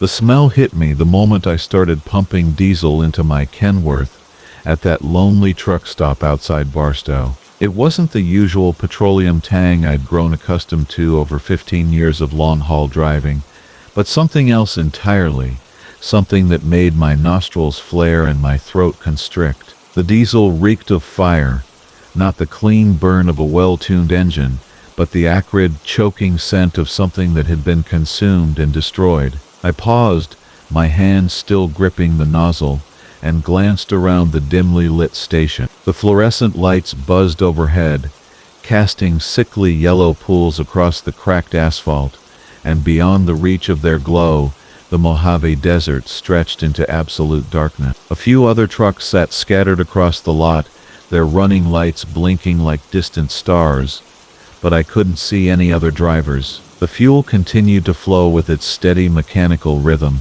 but that smell grew stronger with each passing gallon. The attendant inside the glass booth seemed normal enough when I'd walked in to prepay, a thin man with graying hair and tired eyes, who'd barely looked up from his magazine. Now, stealing another glance in his direction, I noticed he was watching me intently, his face pressed close to the grimy window. When our eyes met, he smiled, a slow expression that didn't quite reach his eyes, and gave me a small wave with fingers that seemed too long for his hand. I finished fueling and hung up the nozzle, but the smell clung to my clothes, my skin, the inside of my nostrils. It reminded me of the house fire I'd witnessed as a child, the way the smoke had carried the essence of everything it had consumed, wood and fabric and photographs and dreams, all reduced to the same bitter ash. I climbed back into my cab, eager to put some miles between myself and this place, but as I turned the key and my engine roared to life, something felt different. The usual steady grumble of my diesel engine had taken on a new quality, a hungry eagerness that seemed to pulse through the floorboards and into my bones. The instrument panel glowed its familiar amber, but the fuel gauge needle sat higher than it should have, almost at full despite the fact that my tank had been nearly empty when I'd stopped. I shook my head, attributing it to fatigue and the strange atmosphere of this isolated place, and pulled out onto the dark highway. Highway 40 stretched ahead of me like a black ribbon, my headlights carving a cone of visibility through the desert night. The radio crackled with distant trucker chatter, voices discussing weather patterns and way stations, and the eternal search for decent coffee, but underneath their familiar cadence, I could swear I heard something else, a whisper that seemed to come from my own engine. The smell of fire-tinged diesel had filled my cab now, seeping through the ventilation system, despite my attempts to switch to recirculated air. I'd been driving for what felt like hours, maintaining a steady 65 miles per hour, but the mile markers seemed to be moving backward. I passed the same exit sign 3 times, the same cluster of Joshua trees, the same abandoned gas station with its broken sign swaying in the desert wind. My CB radio had gone quiet except for static, and when I tried to raise another driver, my own voice seemed to echo back at me from the speaker, distorted and strange. Despite hours of driving, despite the steady thrum of my engine consuming diesel at its usual rate, the needle remained locked at full. I tapped the glass face of the gauge, wondering if it had malfunctioned, but it felt solid and normal under my finger. The smell of fire grew stronger, and now I could see thin wisps of smoke curling up from my dashboard vents, carrying that terrible scent of something burning that shouldn't burn. I pulled over at what I thought was a rest area, but as my truck rolled to a stop, I realized I was back at the same station where I'd fueled up. The same fluorescent lights buzzed and flickered, casting their sickly glow across the same cracked pavement. The same attendant sat in his booth, still watching, still smiling that unsettling smile. My hands trembled as I shut off the engine, but the smell of fire diesel remained, stronger now, making my eyes water. The station looked exactly as it had before, but now I noticed details that had escaped me the first time. The other trucks in the lot sat perfectly still, no idle rumble from their engines, no movement in their cab. Their chrome bumpers and exhaust stacks gleamed as if freshly polished, but something about them seemed wrong, too perfect, like museum displays rather than working vehicles. I climbed down from my cab and approached the nearest truck, a blue Peterbilt with elaborate pinstripe. The driver's door stood slightly ajar, and when I peered inside, the cab was empty but looked lived in. Personal items scattered across the sleeper bunk, a coffee cup still sitting in the holder, a family photo clipped to the sun visor, but everything was covered in a fine layer of ash, gray dust that sparkled in the light from my flashlight. I reached out to touch the steering wheel and jerked my hand back as my fingers came away coated with the same substance. Empty cabs filled with the possessions of drivers, who seemed to have simply vanished. Everything preserved but covered in that strange ash that smelled of fire and something worse, something organic that had been reduced to powder. I counted 7 trucks in total, all different makes and models, all seeming to represent different eras of trucking, from a classic Diamond T that must have dated to the 1950s, to a modern Freightliner that looked like it had been manufactured last year. The attendant's booth drew my attention like a magnet. Through the grimy glass, I could see him still sitting there, still smiling, but now I noticed that he hadn't moved at all since I'd returned. His hands rested in exactly the same position on his magazine, his head cocked at precisely the same angle. As I approached the door, that smile never wavered, never shifted, and when I got close enough to see his eyes clearly, I realized they were completely white, no iris or pupil, just milky blankness staring out at nothing. The magazine in his hands was open to a page of trucking advertisements, but the text seemed to shift and crawl when I looked directly at it. The photo showed the same trucks that sat abandoned in the lot outside, and in each image a different driver smiled and waved from behind the wheel. But their faces were wrong, too perfect, like the attendant's smile, and their eyes held the same awful blankness. The familiar blue paint had faded to gray, and ash covered my windshield and hood. The driver's door hung open, exactly as the others had, and when I climbed into the cab, I could see my own possessions scattered in their normal places, my logbook on the passenger seat, my thermos in its holder, but all of it was beginning to accumulate that same fine coating of ash. The engine turned over when I twisted the key, but the sound was different now, hungrier, and the smell of fire diesel was overwhelming. The fuel gauge still read full, and I understood with horrible clarity that it would always read full, that whatever I'd pumped into my tank wasn't diesel at all but something else, something that burned forever and consumed everything it touched. The highway beckoned beyond the station's lights, but I knew now that it would only lead me in circles, back to this place, back to the smiling attendant, and the ash-covered truck. My CB radio crackled to life, and I heard my own voice calling out for help. But the words sounded strange and distant, as if they were coming from very far away. Through my mirrors I could see another truck pulling into the station, its headlights cutting through the darkness, another driver about to make the same mistake I had made. I tried to flash my lights, tried to warn them, but my hands were beginning to feel distant and strange, and when I looked down at them, I could see the first faint dusting of ash settling on my skin. The new truck pulled up to the pumps, and I watched through my rearview mirror as the driver climbed down from his cab, a young man with eager eyes, who walked with the confident stride of someone who believed he controlled his own destiny. The attendant's smile grew wider as he approached the booth to prepay, and I knew that soon there would be 8 empty trucks in this lot, 8 sets of possessions slowly being consumed by that terrible ash. My engine continued to run, burning its impossible fuel, and I realized that I would be driving forever on roads that led nowhere, past the same landmarks, under the same stars.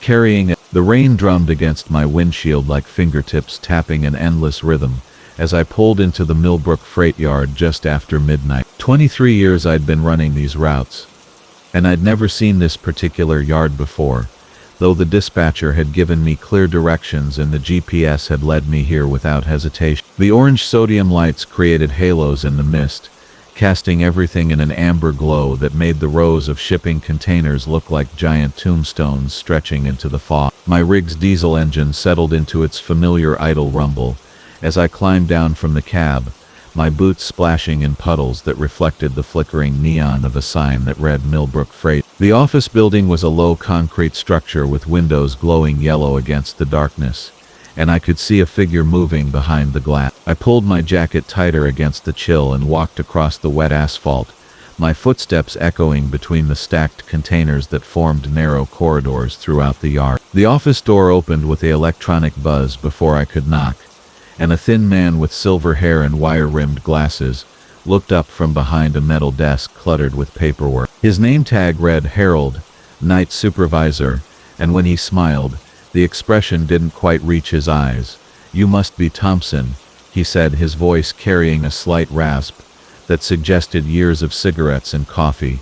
"Right on time. We don't get many drivers who can find us on their first try." Something about the way he said it made me pause, but I handed over my paperwork and waited while he processed my delivery. The office smelled of industrial coffee and old paper, and I noticed that the walls were covered with dozens of photographs, black and white images of trucks and drivers from decades past. The drivers all had the same distant expression, as if they were looking at something just beyond the camera's range. Hell of a collection, I said, nodding toward the picture. Every driver who's made a delivery here gets their picture taken. Company policy, you might say. Been doing it since we opened. He stood and walked to a filing cabinet, pulling out a manila folder thick with documents. Your load is in Bay 7. Should take you about an hour to unload. Maybe less if you work efficiently. The way he emphasized the word efficiently sent a small chill down my spine, but I nodded and headed back into the rain. Bay 7 was deep in the yard, past rows of containers stacked 3 high like building blocks abandoned by some giant child. My headlights cut through the mist as I maneuvered my trailer into position, and I couldn't shake the feeling that I was being watched from the shadows between the cargo stack. As I began unloading the pallets of automotive parts, I noticed that many of the containers around me bore names I'd never heard of. Shipping companies with faded logos and call letters that seemed to belong to a different era. Hartwell Transit, Moonbeam Logistics, Silver Dollar Express, names that sounded like they belonged in the old days when trucking still had romance to it, before everything became corporate and sanitized. The work went smoothly at first, my boots squelching in the muddy loading area as I moved boxes from my trailer to the designated spot.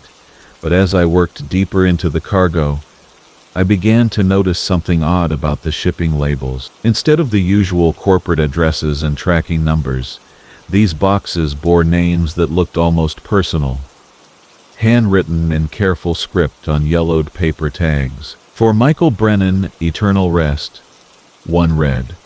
Another said, Property of Sarah Chen, Final Journey. I stopped what I was doing and examined the labels more carefully. Every box I'd unloaded carried a similar tag, each bearing what looked like someone's full name followed by phrases that made my skin crawl. James Rodriguez, Last Stop. Patricia Williams, End of the Line. David Kumar, No Return Address. The automotive parts I'd been hired to deliver were still there, but these personal tags were attached to each box like some kind of secondary identification system. The rain had intensified, drumming harder against my trailer's metal roof, and the sound created an odd echo that seemed to bounce between the container stacks in patterns that almost resembled whispered conversation. I found myself straining to listen, thinking I could make out words in the rhythm of the rainfall, but whenever I focused too intently, the sounds dissolved back into ordinary precipitation. Something about this yard felt wrong in a way I couldn't articulate. Not dangerous exactly, but heavy with a sadness that seemed to press down like the low-hanging cloud. As I loaded the last few boxes onto my dolly, I noticed that one of the nearby containers had its door slightly ajar, revealing only darkness within. The number painted on its side was 9052. The same year the freight yard had been established according to the sign. Against my better judgment, I walked over and peered into the opening. The container was filled with what looked like personal belongings. Suitcases, boxes, furniture covered in dust sheets. But what caught my attention were the photographs scattered on the floor just inside the entrance. They were driver's licenses, CDL permits, and company ID badges. Hundreds of them. Maybe thousands. All bore pictures of different men and women, but their expressions held that same distant look I'd seen in the office photograph. I bent down to get a closer look and felt my blood turn to ice water. There, among the scattered IDs, was my own face staring back at me from a Millbrook Freight employee badge I'd never seen before. The picture was recent, taken tonight it seemed, though I had no memory of posing for it. Below my photograph, in the same careful script as the shipping labels, someone had written Marcus Thompson, forgotten. The sound of footsteps splashing through puddles made me spin around, and I saw Harold walking toward me with that same unsettling smile, carrying an old Polaroid camera. Finished with your delivery already? He asked, but his tone suggested he already knew the answer. Excellent. Now we just need to complete the paperwork and take your photograph for our records. Long haul tomorrow. Early start. Oh, I don't think so, Harold replied, and his voice had lost its friendly facade, becoming flat and emotionless. You see, Marcus, once drivers find their way to Millbrook Freight, they tend to stay. We have such a comprehensive benefits package, eternal job security, you might say. No more worrying about logbooks or DOT inspections. No more concerns about fuel costs or maintenance schedule. All around me I could hear the sound of container doors creaking open, metal groaning against metal in the rain-soaked darkness. Shadows began moving between the stacks, shapes that might have been people but walked with the stiff gait of mannequins. They emerged from the maze of cargo containers, dozens of figures in trucking company uniforms from different decades, their faces bearing the same distant expression as the photographs in Harold's office. My boots slipped on the wet asphalt as I sprinted toward my truck, Harold's laughter echoing behind me like the sound of grinding gears. The engine turned over immediately,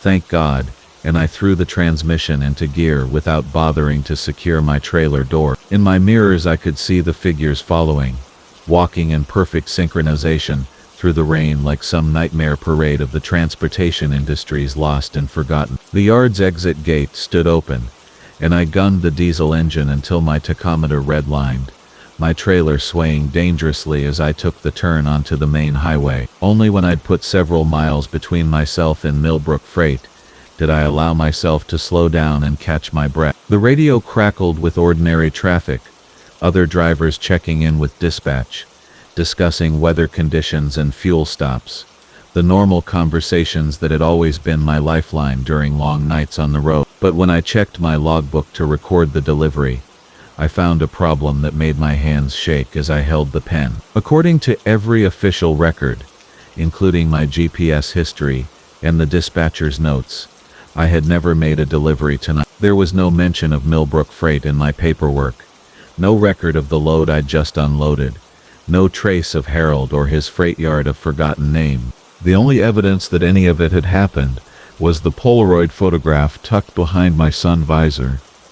A picture of myself standing in Harold's office, wearing an expression I'd never seen on my own face before. An expression of someone looking at something just beyond the camera's range. Something that existed in the spaces between memory and forgetting, in the places where names go when they're no longer needed by the living world.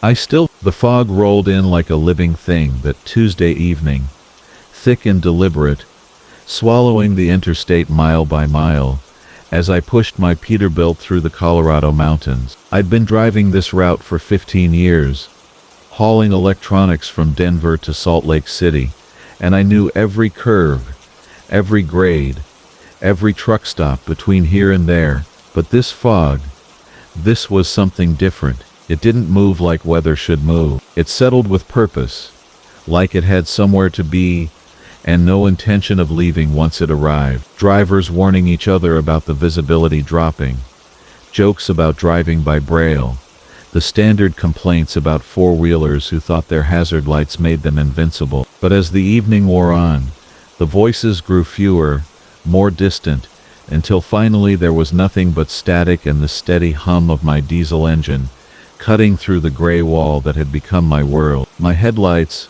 those bright LED arrays that could illuminate a construction site, barely penetrated 3 feet ahead of my bumper. The yellow fog lights did nothing but create a sickly glow that seemed to bounce back at me like I was driving inside a dirty cotton ball. I'd slowed to maybe 20 miles per hour, my eyes straining to catch the white line that marked the edge of the roadway, my hands gripping the steering wheel hard enough to leave impressions in the leather wrap. I'd driven through plenty of fog banks in my time. What bothered me was how uniform it was. Fog usually has layers, patches where it thins or thickens, places where your lights catch a glimpse of the landscape beyond. This gray mass was consistent as concrete, wrapping around my truck like it had been poured from above and left to cure. The temperature gauge showed normal readings, but the air felt heavy, almost syrupy, like the fog had substance beyond water vapor. I'd been creeping along for maybe 2 hours when I started noticing the silence. Not just the lack of other vehicles, though that was strange enough for Interstate 70 on a Tuesday night.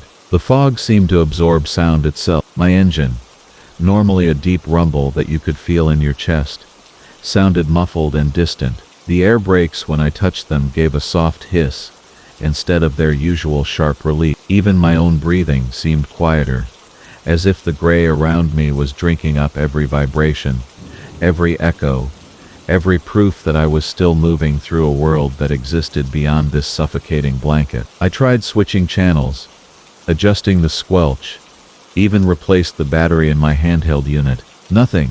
It was like every radio signal in the world had simply stopped transmitting. My cell phone showed no bars, which wasn't entirely unusual in these mountains, but the screen itself seemed dimmer, harder to read, as if the fog was somehow affecting the electronics inside my cab. At first I convinced myself they were tricks of tired eyes, shadows cast by my own lights reflecting back. But as the hours passed, and yes, it had been hours now with no sign of the fog lifting or thinning, the shapes became more distinct. They moved parallel to my truck, keeping pace with my crawling speed.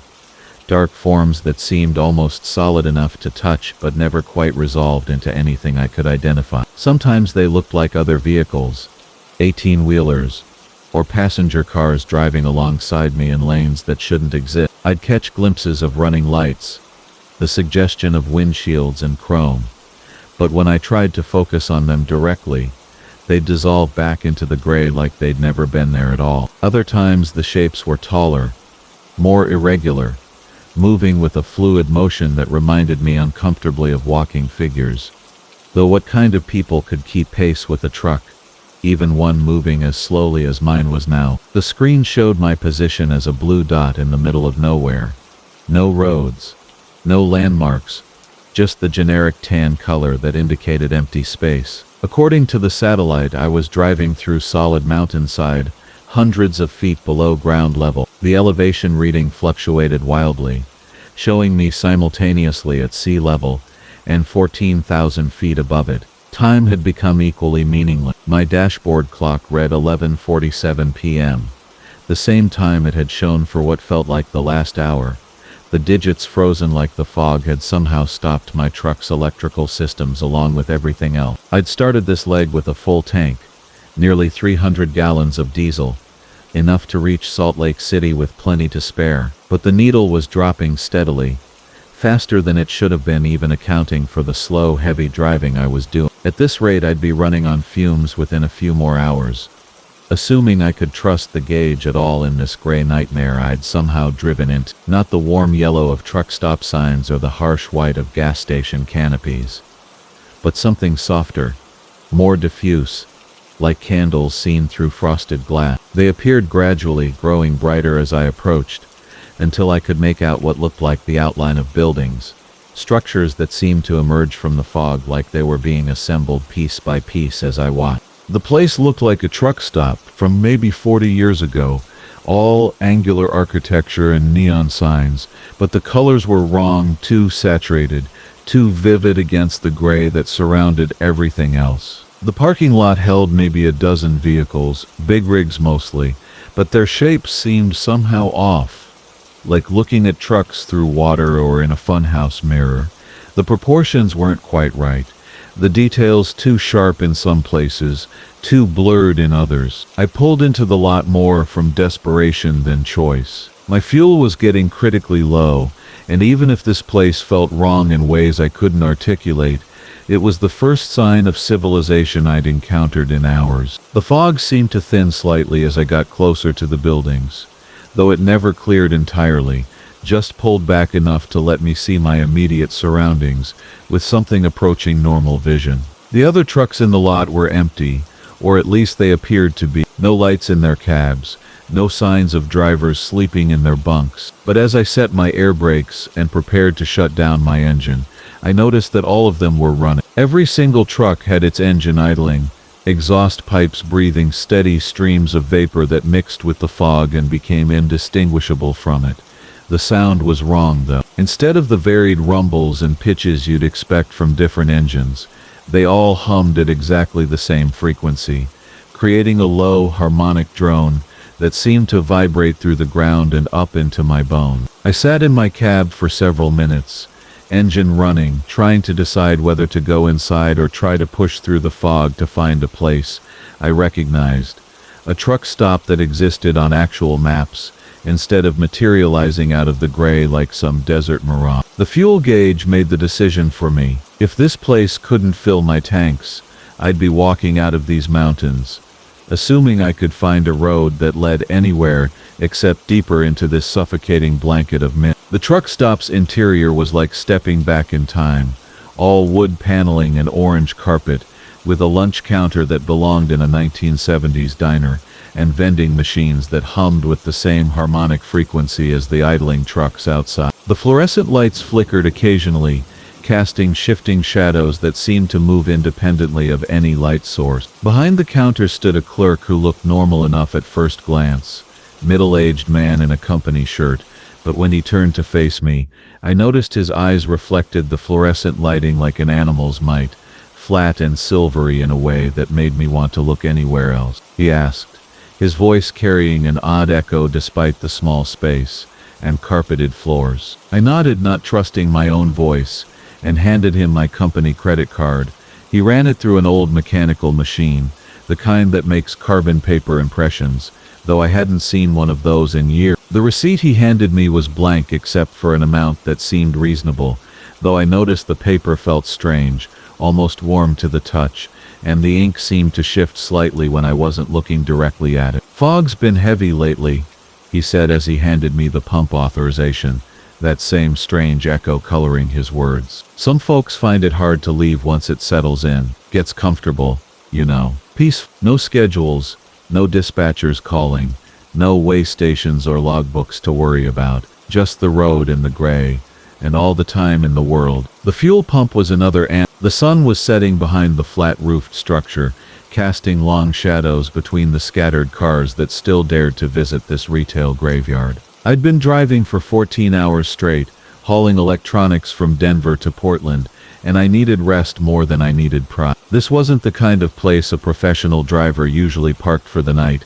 but the official truck stops were another 40 miles ahead, and my eyelids felt like they were made of lead. What remained spelled out something like Carcel M.L., which seemed fitting somehow. The parking lot was enormous, built back when shopping malls were the cathedrals of American commerce, designed to hold thousands of cars during busy holiday seasons that would never come again. Now it stretched out like a concrete ocean, mostly empty except for employee vehicles clustered near the building's main entrance, and a few scattered shoppers' cars looking lost and lonely in the vastness. The diesel engine rumbled contentedly as we rolled across the weathered asphalt, past painted lines that had faded to mere suggestions, and light poles that stood at attention like silent sentry. The air brakes hissed softly as I brought the truck to a stop near the lot's eastern edge, where a line of struggling elm trees marked the boundary between commerce and the residential neighborhood beyond. From my elevated position in the cab, I could see the mall's interior through its large windows. The lighting inside was that peculiar orange-tinted fluorescent glow that seemed to leech the life out of everything it touched. A few figures moved slowly through the concourses, looking less like shoppers and more like sleepwalkers navigating some half-remembered dream. The sight made me oddly uncomfortable, so I turned away and began settling in for the night. The routine was always the same. Engine off, logbook updated, sleeper berth prepared. I kept the CB radio on low volume, tuned to channel 19, where the occasional trucker's voice would crackle through the static like a lighthouse beacon cutting through fog. Tonight the airwaves were quiet, which was unusual for this stretch of highway. Even the local chatter seemed subdued, as if the approaching darkness had wrapped itself around more than just the landscape. As full darkness settled over the parking lot, I noticed something strange about the lighting. The mall's exterior lights were arranged in concentric circles around the building, and they seemed to be flickering in sequence, creating an odd pattern that drew the eye inward toward the structure's center. At first I thought it might be some kind of electrical problem, but the pattern was too regular, too deliberate. It reminded me of something, though I couldn't quite place what. I was reaching for my thermos of coffee when I felt it. A subtle shift, like the sensation you get in an elevator when it first starts to move. The horizon through my windshield seemed to drift slightly to the left, just enough to notice. I blinked hard, thinking fatigue was playing tricks with my vision, but when I looked again at a distant radio tower I'd been using as a reference point, it had definitely moved. It was so gradual, so smooth, that if I hadn't been paying attention I might never have noticed. The entire parking lot was turning like some massive concrete carousel, with the mall building at its center serving as the hub. I grabbed my door handle, thinking I'd step outside to confirm what I was seeing. But something made me hesitate. The few cars scattered around the lot were rotating with it, their occupants apparently unaware of the movement. In one sedan, I could see a woman checking her phone. In a pickup truck, a man was eating what looked like a fast food dinner. None of them seemed to notice they were slowly spinning through the night. The CB radio crackled to life, and a voice I didn't recognize came through the speaker. "Attention all drivers in the Carousel Mall area," it said in a tone that was almost hypnotically calm. "Please remain in your vehicles while the evening calibration is in progress. Do not exit your vehicles during the calibration process. This is for your safety and the safety of others." I grabbed the microphone, keying it quickly. "This is Jake Morrison in the big truck on the east side. What the hell is evening calibration? What's happening here? Driver Morrison, please remain calm and stay in your vehicle. The process will be complete shortly. Do not attempt to leave the parking area during calibration." I looked around desperately, trying to make sense of what I was seeing. The mall building remained stationary at the center, while everything else revolved around it like planets around a sun. The rotation was picking up speed now, becoming more noticeable. The distant lights of the city began to blur slightly as we spun, creating streaks of color against the dark horizon. That's when I noticed the other people in the parking lot weren't moving anymore. The woman with the phone held it in exactly the same position. The man eating dinner had his burger halfway to his mouth, frozen in place. They looked like mannequins arranged in a department store display, perfect and still and utterly wrong. I tried starting my engine, thinking I could drive out of whatever this was, but the Peterbilt wouldn't turn over. The starter clicked weakly, but the diesel engine remained silent. Even my electrical system seemed affected. The dashboard lights dimmed and flickered in rhythm with the mall's exterior lighting. Through the windshield I watched the world revolve around us. Faster now, fast enough that I could feel a subtle centrifugal force pressing me against the driver's seat. "Driver Morrison, your elevated position in the truck cab is causing some interference with the calibration field. We need you to remain as still as possible until the process is complete." "Who is this?" I demanded into the microphone. "What kind of calibration? What's happening to the people in those cars?" Participants experience enhanced receptivity to retail environments and increased satisfaction with consumer experiences. Please do not be concerned about the other participants. They are quite comfortable. I looked again at the frozen figures in their vehicles and felt a chill run down my spine. Enhanced receptivity. They weren't stuck or paralyzed. They were being programmed, turned into perfect consumers who would shop with zombie-like dedication. The mall wasn't dying at all. It was evolving, finding new ways to capture and hold its prey. The rotation was getting faster now, and I could hear a low humming sound that seemed to come from beneath the asphalt itself, like massive machinery hidden underground. The mall's lights pulsed brighter, and I realized they weren't just decorative. They were part of some kind of transmission system, beaming signals down at the revolving cars and their occupant. My position in the tall truck cab had put me partially above the effect, but I could feel it trying to reach me, a subtle pressure behind my eyes and a growing urge to relax, to let go, to stop worrying about things I couldn't control. I fought against the sensation, forcing myself to think clearly. The CB radio was still working, which meant I still had some connection to the outside world. I switched to the emergency channel and began broadcasting a mayday call, describing my location and what I was witnessing. My voice sounded strange and distant, like someone calling from the bottom of a well. The spinning was fast enough, now that I had to grip the steering wheel to stay upright. Through the windshield, the world had become a blur of lights and motion, but the mall remained perfectly steady at the center of it all, its windows glowing like eyes watching everything revolve around it. I could see figures moving inside the building, but they moved wrong, too fluid, too coordinated, like dancers performing a rehearsed routine. The humming beneath the asphalt faded to a whisper, and the mall's pulsing lights returned to their normal steady glow. The other cars began to settle back into their original positions, and the people inside them started moving again, apparently unaware that anything unusual had happened. The woman looked at her phone. The man took another bite of his burger. My engine turned over on the first try. I put the truck in gear and drove toward the parking lot's exit as quickly as I dared, expecting at any moment to hit some invisible barrier, or feel the lot begin spinning again. But nothing stopped me.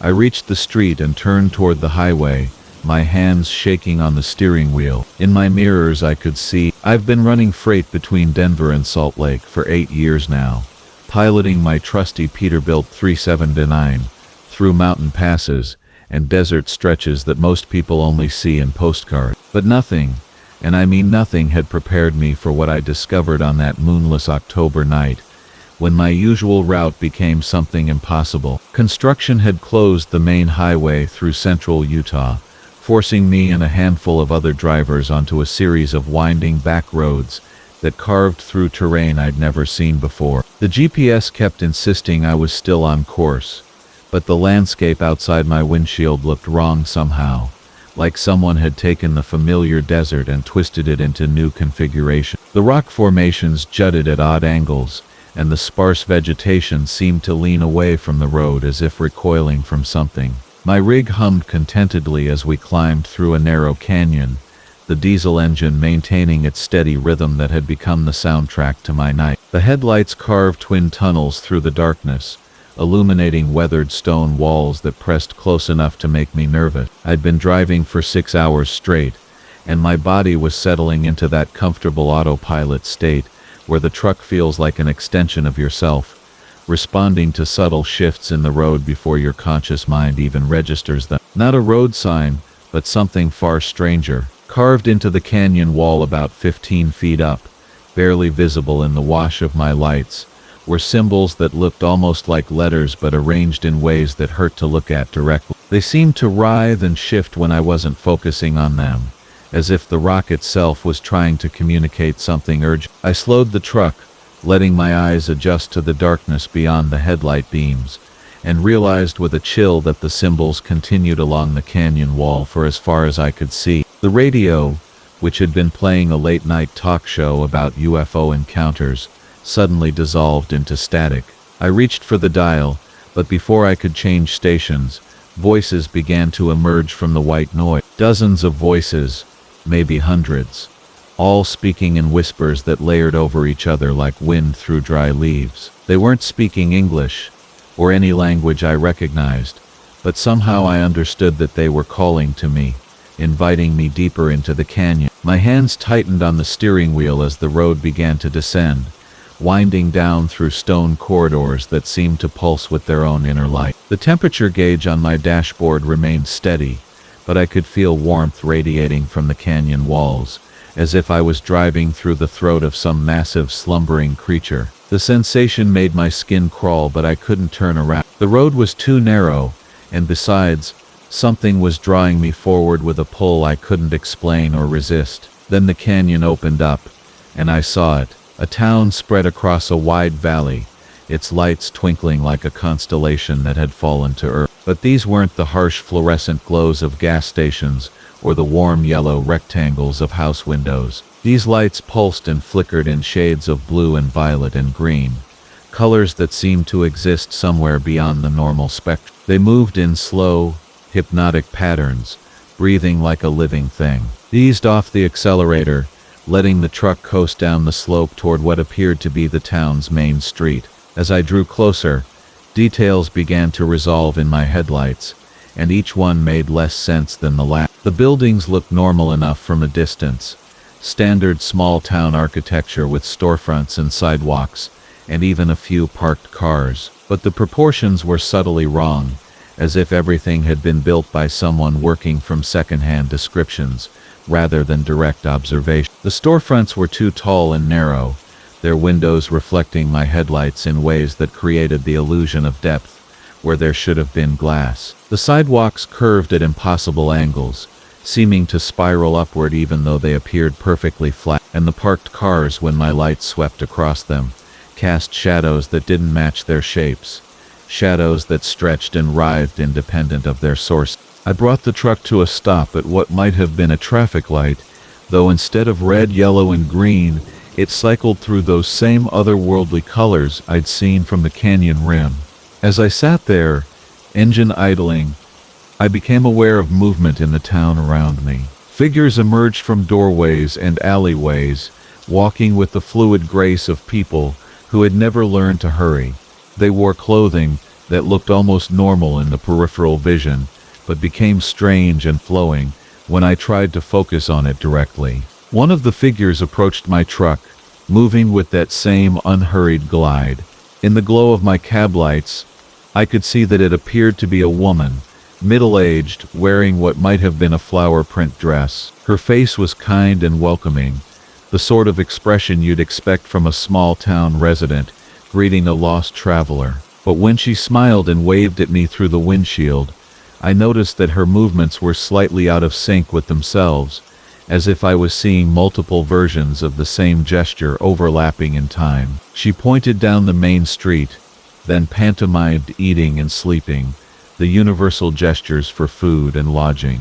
Part of me was grateful for the human contact after hours of driving through empty wilderness, but a deeper, more primitive part of my brain was screaming warnings that I couldn't ignore. Everything about this place felt like a trap, beautiful and welcoming, and fundamentally wrong. I nodded politely at the woman and put the truck in gear, following her directions down the main street. More figures emerged as I passed, all of them smiling and waving with that same temporal discord. Children played games in the street that involved moving in perfect synchronization, their laughter creating harmonies that sounded almost like music. Shopkeepers stood in their doorways, beckoning me to stop and come inside. Everyone seemed delighted by my presence, as if they'd been waiting specifically for me to arrive. The building the woman had directed me to appeared to be a combination diner and motel, the kind of place that had probably thrived back when this road was a main thoroughfare. A neon sign flickered in the window, advertising coffee and pie in letters that seemed to rearrange themselves when I wasn't looking direct. The parking lot was empty except for those same strangely shadowed vehicles, their chrome and glass reflecting the pulsing lights of the town in patterns that made my eyes water. I parked the truck and climbed down from the cab, my boots hitting pavement that felt solid enough but gave off a faint ringing sound, like metal rather than asphalt. The air was warm and still, carrying scents of sage and something else, something sweet and slightly metallic that I couldn't identify. The silence was profound, broken only by the soft settling sounds of my cooling engine and a distant whisper that might have been wind, but sounded too much like voice. He was tall and thin, wearing an apron that had probably been white once, but now showed stains in those same impossible colors that decorated the rest of the town. His smile was warm and genuine, and when he spoke, his voice had the comfortable cadence of someone who'd spent decades welcoming travelers. Coffee's fresh, and the pie's just out of the oven. Why don't you come inside and rest those bones? But I was tired, genuinely exhausted, and the promise of hot coffee and human conversation was almost irresistible. Besides, what harm could there be in a quick stop? I'd grab a cup of coffee, maybe use the restroom, and be back on the road within the hour. The interior of the diner looked like something from a 1950s postcard, all red vinyl booths and chrome fixtures, and a long counter with stools that spun. The jukebox in the corner was playing something that sounded like music but followed no rhythm or melody I could identify. Other customers sat scattered throughout the space, all of them turning to smile and nod as I entered. Their faces were pleasant and unremarkable, the kind of people you'd expect to find in any small-town diner. But something about their eyes made me want to look away. I took a seat at the counter, and the owner appeared immediately with a steaming cup of coffee. The liquid was dark and aromatic, smelling like the best truck stop brew I'd ever encountered. But when I lifted the cup to my lips, I noticed that my reflection in the surface looked wrong. The CB radio in my Peterbilt had been acting up for 3 weeks straight, crackling with static that seemed to follow no pattern I could understand. Most drivers would have taken it to a shop by now, but I'd grown oddly fond of the intermittent white noise that filled the cab during those long stretches between truck stops. There was something almost rhythmic about it, like distant ocean waves breaking against an unseen shore, and it helped pass the endless hours on Interstate 80 through the Nebraska flatland. I was hauling a load of electronics from Omaha to Denver, running through the night to beat a delivery deadline, when I first noticed the static had changed. The digital clock on my dashboard read 2:47 a.m., and outside my windshield, the prairie stretched endlessly under a canopy of stars so bright they seemed to pulse with their own heartbeat. The CB had been quiet for the past hour, just the steady hum of my diesel engine and the whisper of tires on asphalt keeping me company, when suddenly the speaker crackled to life. At first it sounded like ordinary static, the familiar hiss and pop of electromagnetic interference dancing across the airwaves. But as I reached for the volume knob to turn it down, something in the pattern made me pause. There was a cadence to it, a rise and fall that reminded me of something I couldn't quite place.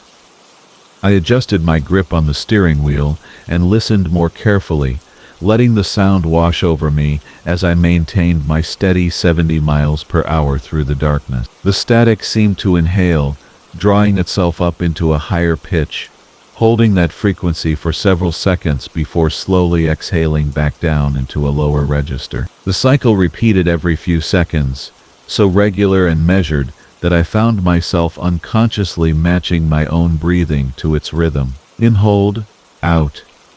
In hold, out. The effect was strangely hypnotic, and I felt my shoulders relax for the first time since leaving Omaha. Miles passed beneath my wheels as I listened to this electronic respiration, and gradually I began to notice subtle variations in the pattern. Sometimes the inhale would catch slightly, like someone fighting off a chest cold. Other times the exhale would taper off into what almost sounded like a sigh. These imperfections should have broken the illusion, should have reminded me that I was listening to random radio interference, but instead they made the breathing sound more authentic, more disturbingly human. I reached for my logbook and noted the time and location, more out of habit than any real concern. Mile marker 287, somewhere between the tiny towns of Gothenburg and North Platte, where civilization consisted of little more than scattered ranch lights blinking like fallen stars across the vast prairie. The CB continued its steady breathing, and I found myself wondering if other drivers on this stretch of highway were hearing the same thing. I considered switching to channel 19 to ask, but something held me back, a reluctance to break whatever strange communion I'd stumbled into. The fuel gauge showed I had enough diesel to reach North Platte, but my coffee had long since grown cold, and fatigue was beginning to creep into the edges of my vision. The breathing from the CB had become so regular, so soothing, that I was having trouble keeping my eyes fully open. I cracked the window slightly, letting the cool night air flow across my face, carrying with it the scent of distant rain and something else, something organic and earthy that seemed out of place in this desolate landscape. As if responding to my moment of alertness, the breathing pattern shifted. The exhales grew longer, more labored, punctuated by what sounded almost like whispered words buried deep in the static. I turned up the volume and leaned closer to the speaker,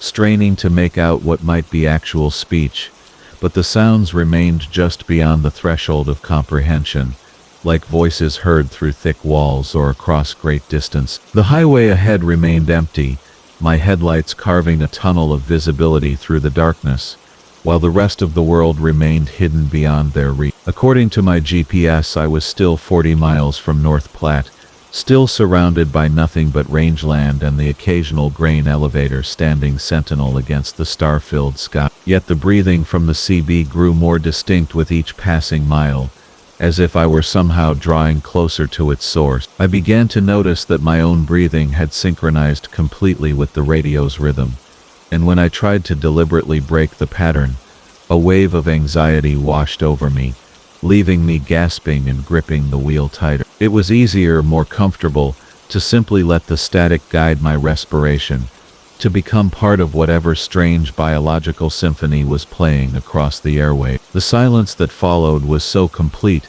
so absolute, that for a moment I wondered if I'd gone deaf. Even the engine noise seemed muffled, distant, as if the entire world had been wrapped in cotton. I glanced at the CB's display, confirming it was still powered on, still scanning the frequencies.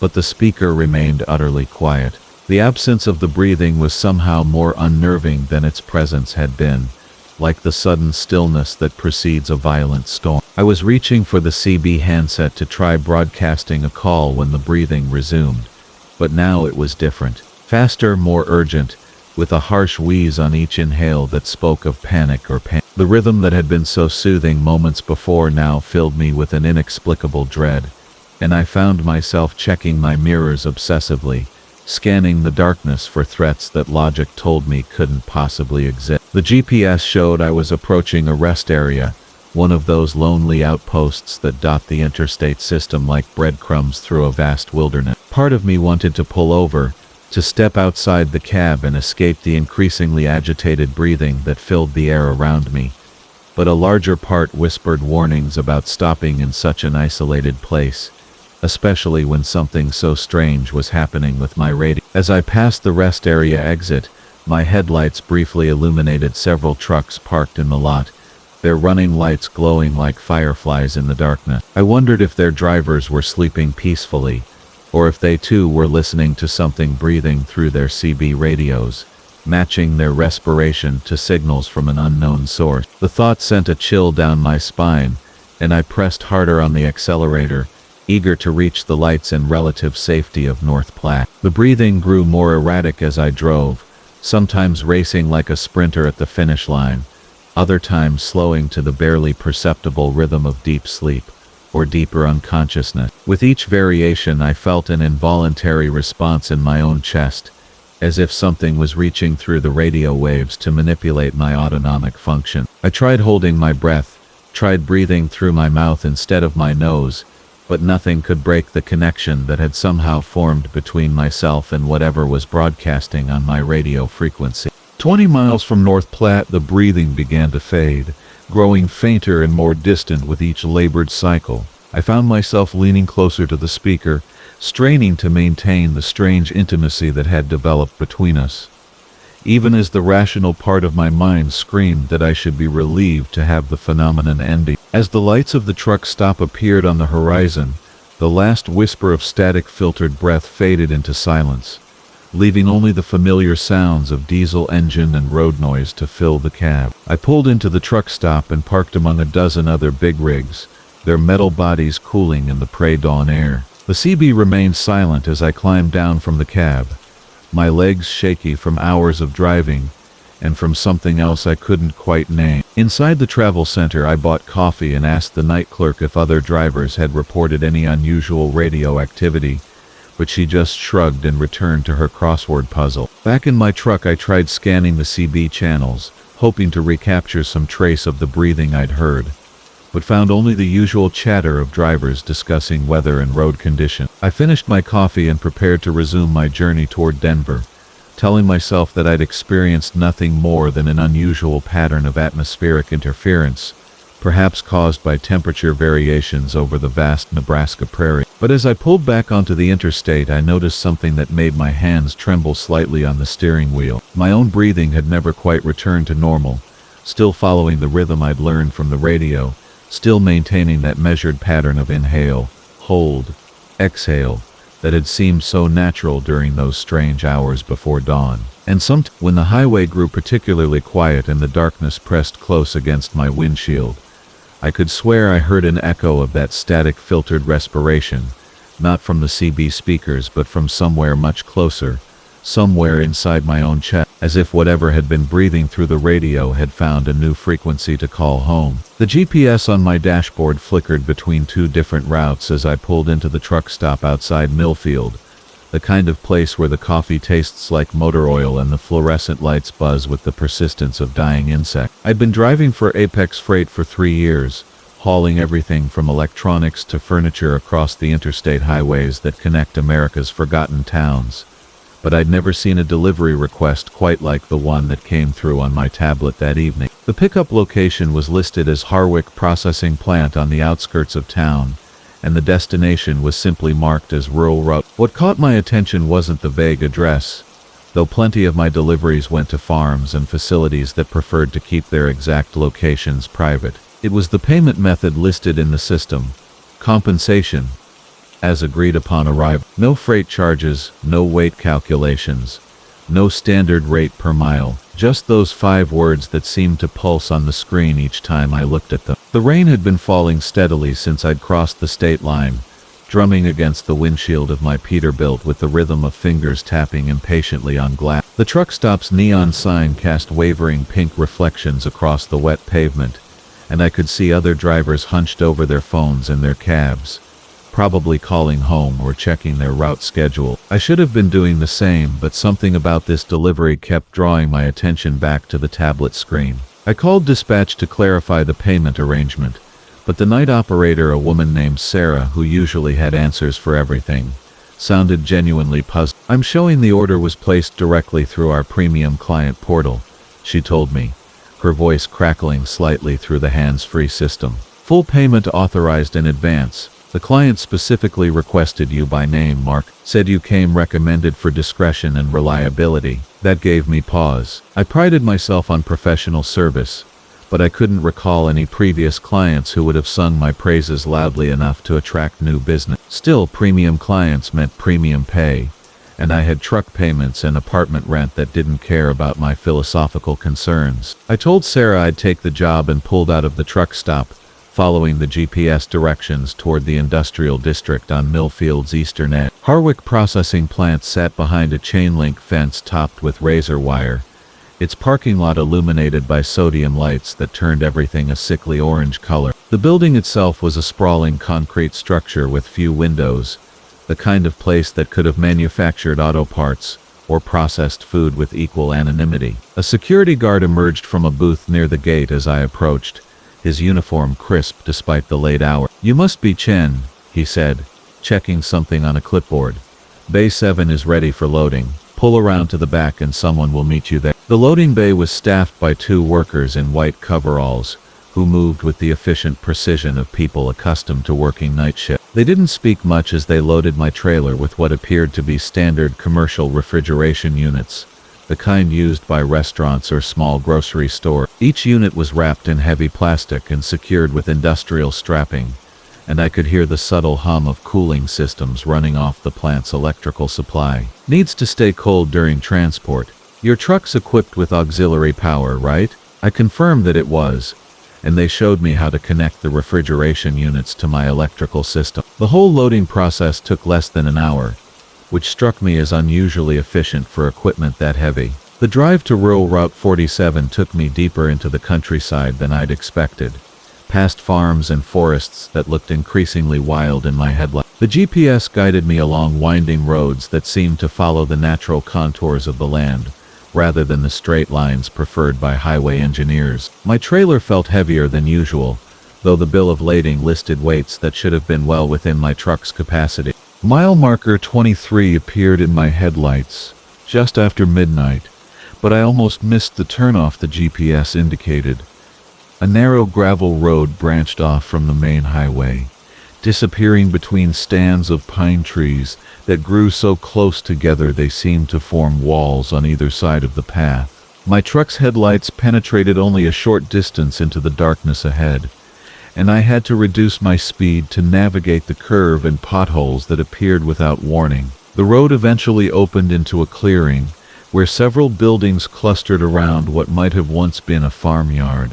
The structures looked old but well maintained, with metal roofs that gleamed wetly in the continuing rain. Security lights activated as I approached, illuminating loading docks and equipment that suggested this was some kind of distribution facility, though I couldn't see any company signage or identifying marks. A man in a dark coat emerged from the largest building and walked toward my truck with the unhurried gait of someone expecting my arrival. He appeared to be in his 50s, with graying hair and the kind of weathered face that spoke of years spent working outdoors. When I rolled down my window, he introduced himself simply as Mr. Harwick and asked me to back up to the loading dock closest to the main building. These units need to be installed immediately to maintain the cold chain integrity. We've been waiting for this delivery for quite some time. The unloading proceeded as smoothly as the loading had, with Harwick's workers appearing from the building to help move the refrigeration units inside.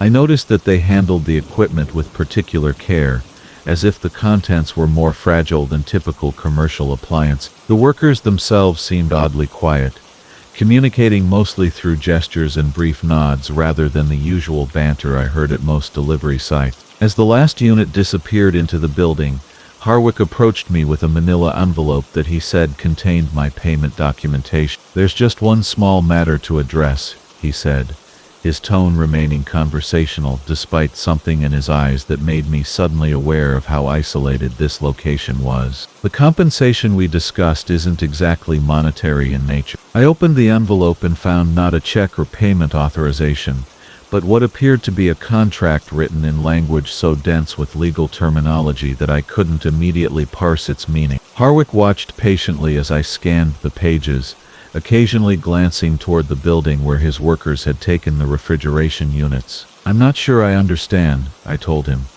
"My company's billing department needs standard payment process." "Oh, your company has already been paid," Harwick replied. "This arrangement is separate from that transaction. More of a personal service agreement between you and our organization. You see, Marcus, we've been monitoring your route patterns for some time. Your reliability, your discretion, your tendency to drive alone during overnight hours. These are valuable qualities in our line of work." The rain had stopped while we were talking, but the silence it left behind felt more ominous than the steady drumming of water on metal. I became acutely aware of how far I was from the main highway, how unlikely it was that anyone would pass by this location accidentally. Harwick's workers had finished their tasks but remained visible in the doorway of the building, their white coveralls almost glowing in the security light. "I think there's been some kind of misunderstanding," I said, taking a step back toward my truck. "I just deliver freight. Whatever this contract involves, I'm not interested." Harwick's expression didn't change, but he gestured almost imperceptibly toward his work. "I'm afraid the delivery process isn't quite complete yet, Marcus. You see, those refrigeration units you transported weren't empty. They contained very specific inventory that requires equally specific handling procedure. And according to our agreements with certain regulatory agencies, anyone involved in the transportation of such inventory must undergo a brief orientation process, not close enough to physically restrain me, but positioned in a way that made it clear my movement was being monitored." My heart rate began to accelerate as I tried to process exactly what kind of situation I'd stumbled into. The isolation of the location, the unusual payment arrangements, the emphasis on discretion and reliability. "What kind of inventory?" I asked, though part of me didn't want to hear the answer. Harwick smiled for the first time since I'd arrived, but it was the kind of expression that made his previous neutral demeanor seem warm by comparison. "The kind that requires very careful temperature control, Marcus. The kind that spoils quickly if not properly preserved. The kind that our clients have very specific requirements regarding freshness and presentation." The implications of his words settled over me like cold water, and I understood why the refrigeration units had felt heavier than their listed specifications suggested. Why the workers moved with such careful precision. Why this facility operated without visible signage or normal business identification. The diary was nothing more than ash and fragments when I found it, scattered across the cab of what used to be Eddie Krantz's Peterbilt. The entire rig had been reduced to a charred skeleton on the shoulder of Interstate 80, somewhere in the endless stretch between Reno and Salt Lake City. State troopers figured it was an electrical fire, maybe a fuel leak, the kind of thing that happens when you push an old truck too hard through the desert heat. But electrical fires don't usually leave behind patterns in the ash, and they sure as hell don't explain why Eddie's logbook pages were still legible, floating around that burned-out cab like gray snow that refused to settle. I'd been driving behind Eddie for 3 days, part of a loose convoy hauling wind turbine components to a farm outside Wendover.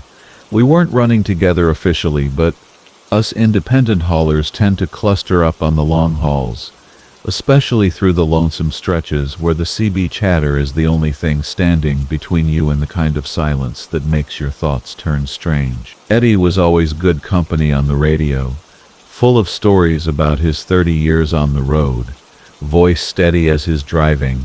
He had one of those deep, gravelly laughs that could cut through static and distance, the kind that made you feel less alone under all that empty sky. The night before the fire, Eddie's voice had started to change. It began around Winnemucca, when the sun was setting behind us and casting everything in that particular shade of orange that makes the desert look like it's already burning. He'd been quiet for a while, unusual for him, and when he finally keyed up his radio, there was something different in his tone. Strained, like he was trying to keep something heavy from spilling out of his word. He asked, and I remember checking all three of them, looking for whatever had caught his attention. The road behind us was empty except for our own trailer lights stretching back into the gathering darkness. I replied, but he didn't answer right away.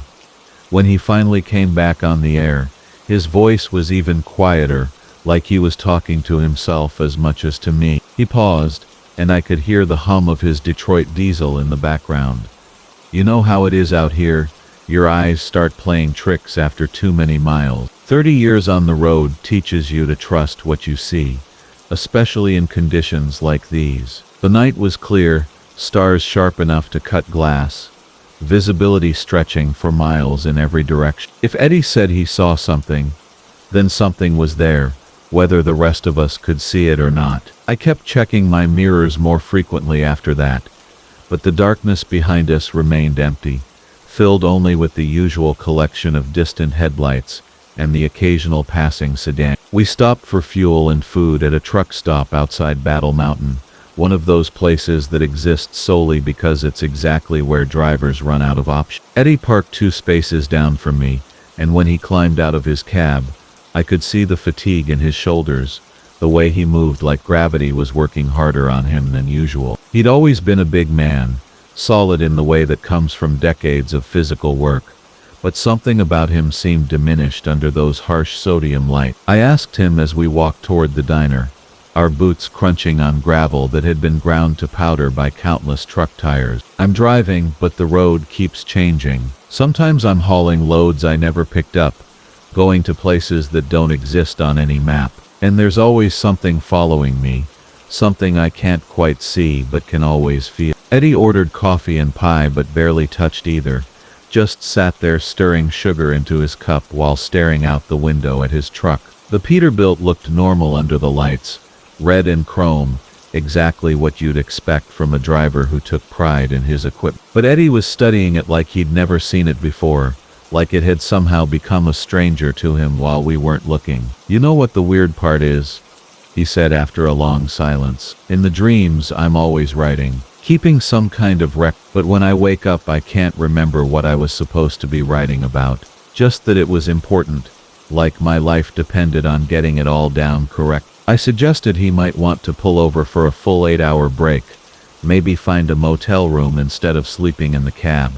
But Eddie just shook his head. He had a delivery deadline to meet, and like most of us who've been doing this long enough, he'd rather push through than explain to dispatch why his load was going to be late. The customer was already upset about the delay caused by the oversized permit taking longer than expected, and Eddie couldn't afford to lose the contract. We got back on the road around midnight, Eddie taking the lead this time, his trailer lights steady in my windshield like red stars that had fallen to earth and decided to head west. His driving was still solid, no weaving or speed variations that might indicate fatigue, but there was something different about the way he was handling the truck, more aggressive than his usual steady pace. I tried raising him on the radio a few times, but he didn't respond, though I could see him moving around in his cab, reaching for something on the passenger seat repeatedly. Every few miles, Eddie's brake lights would flash 3 times in rapid succession, then twice, then once. At first I thought it might be engine trouble, maybe his Jake brake acting up, but the pattern was too regular, too deliberate. It reminded me of something, though I couldn't place what. Morse code maybe, or some other kind of signal I should have recognized but didn't. The strange thing was, every time Eddie's brake lights flashed, I found myself checking my mirrors again, and every time I did, the darkness behind us seemed a little deeper, a little more complete. It was like something was actively consuming the light, creating a pocket of absolute black that moved with us down that endless strip of asphalt. I told myself it was an optical illusion, the result of staring at the same view for too many hours, but the feeling persisted, grew stronger until I was checking my mirrors every few seconds and seeing nothing but void where the rest of the world should have been. Dawn was still hours away when we crested a long hill and saw the glow on the horizon. At first I thought it might be the lights of some distant town, but the color was wrong, too orange, too concentrated. As we got closer, the smell reached us even through our closed windows and air conditioning systems. The acrid scent of burning plastic and diesel fuel, and something else. Something organic that made my throat close up and my eyes water. Eddie's truck was completely engulfed, flames reaching 30 feet into the air, and hot enough that I had to stop a quarter-mile away and walk the rest of the distance. By the time the fire department arrived, there wasn't much left to save, just the basic frame and the differential, everything else consumed by a fire that burned far hotter and faster than it should have. The fire chief said he'd never seen anything like it, the way the flames seemed to burn from the inside out, like the truck had been filled with napalm instead of the usual diesel fuel and hydraulic fluid. Eddie's body was never found, which the investigators said wasn't unusual in fires that burned this hot. But I was there when they searched the wreckage, and I saw the ash patterns in the cab, the way they formed shapes that looked almost like letters, like words written in some language that existed only in smoke and char. Most of the ash blew away in the desert wind, but some of it clung to the melted dashboard, and if you looked at it from the right angle, you could almost make out fragments of Eddie's handwriting, somehow preserved in the ash that should have destroyed them completely. I gathered what I could, careful not to let the wind take them, and spent the next several hours piecing together what Eddie had been writing during those final days. The words were fragmentary, incomplete, but they told a story that made my hands shake as I read. The proportions are off, too long, too low, and the lights aren't quite the right color. Been trying to raise other drivers on the radio, but no one else can see. The thing about long-haul trucking is that you learn to appreciate silence, but you also learn to fear it. 23 years behind the wheel of my Peterbilt, crossing this country more times than I can count, and I've come to understand that silence on the highway means something's wrong. No radio chatter, no engine noise from other rigs, no wind whistling through the cab vents. Dead silence is when accidents happen, when your mind starts playing tricks, when you start seeing things that aren't there. So when I picked up that passenger outside Bakersfield on a fog-thick October night, I was almost grateful for the company, even though something about her felt off from the very beginning. She appeared in my headlights like a ghost materializing from the mist, standing beside a broken-down Toyota with its hazards blinking weakly in the darkness. The fog was so thick I could barely make out the yellow lines on the asphalt, and the way she stood there, perfectly still with her thumb extended, made my skin crawl for reasons I couldn't quite name. But it was past midnight, temperature dropping fast, and leaving someone stranded on Highway 99 in weather like that felt like signing their death warrant. I pulled the big rig to the shoulder with a hiss of air brakes, the diesel engine rumbling low and steady as I leaned across to crack the passenger door. She climbed up into the cab without a word, settling into the passenger seat like she belonged there, and that's when I got my first good look at her. Mid-30s maybe, with long dark hair that seemed to absorb the dashboard lights rather than reflect them. Her clothes were ordinary enough, jeans and a denim jacket, but they looked somehow timeless, like they could have been from this decade or 3 decades ago. What struck me most were her eyes, pale green and fixed straight ahead through the windshield, never once glancing in my direction even when I asked where she was heading. Just keep driving north, and I'll tell you when to stop.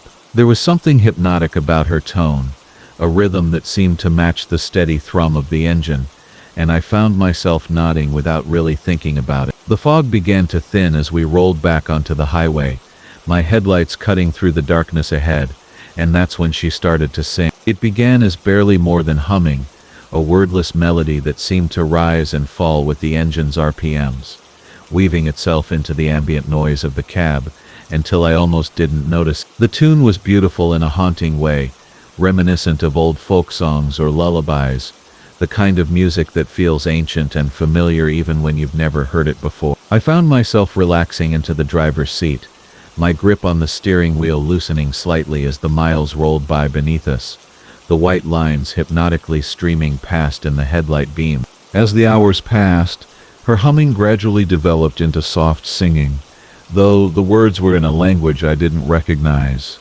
It sounded Celtic maybe, or Scandinavian, full of rolling consonants and lilting vowels that seemed to echo in the cab long after she'd voiced them. The melody never repeated exactly, always shifting and evolving, like she was improvising an endless song that had no beginning and no end. I tried to make conversation a few times, asking her name, where she was from, what had happened to her car, but she never broke from her singing long enough to answer. The engine ran smoother than it had in months, the transmission shifted seamlessly, and even the chronic squeak in the driver's seat suspension fell silent. Other vehicles on the highway seemed to give us a wide berth, slipping past in the left lane like they were unconsciously avoiding us, their taillights disappearing into the darkness ahead with unusual haste. I should have felt uneasy about it, should have insisted on answers or pulled over to let her out, but the song was so soothing, so perfectly matched to the rhythm of the road, that I just kept driving. Somewhere around 3 in the morning, as we crossed into the Central Valley, I realized that she hadn't taken a single breath that I could detect. The singing continued without pause, without the natural inhalation breaks that human vocalization requires, flowing from her lips like water from a spring.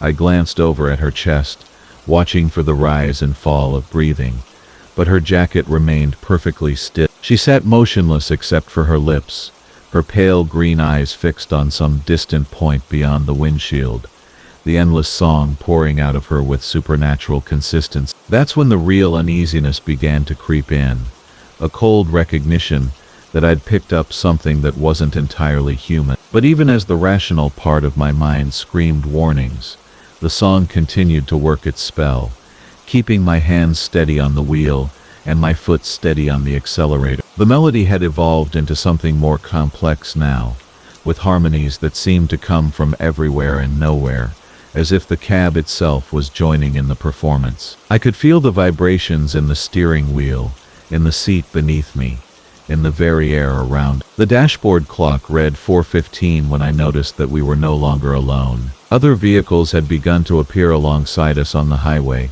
but they were wrong somehow, their headlights too dim and their shapes too indistinct to make out clearly. They kept pace with us perfectly, maintaining the exact same speed, regardless of whether I accelerated or slowed down, their presence more felt than seen in my peripheral vision. When I tried to look directly at them, they seemed to fade like mirages, but the moment I focused back on the road ahead, they returned to hover just at the edge of visibility. The passenger's song grew stronger, more compelling, and I realized with growing horror that I was no longer in full control of the truck. My hands moved the steering wheel in response to her musical cues.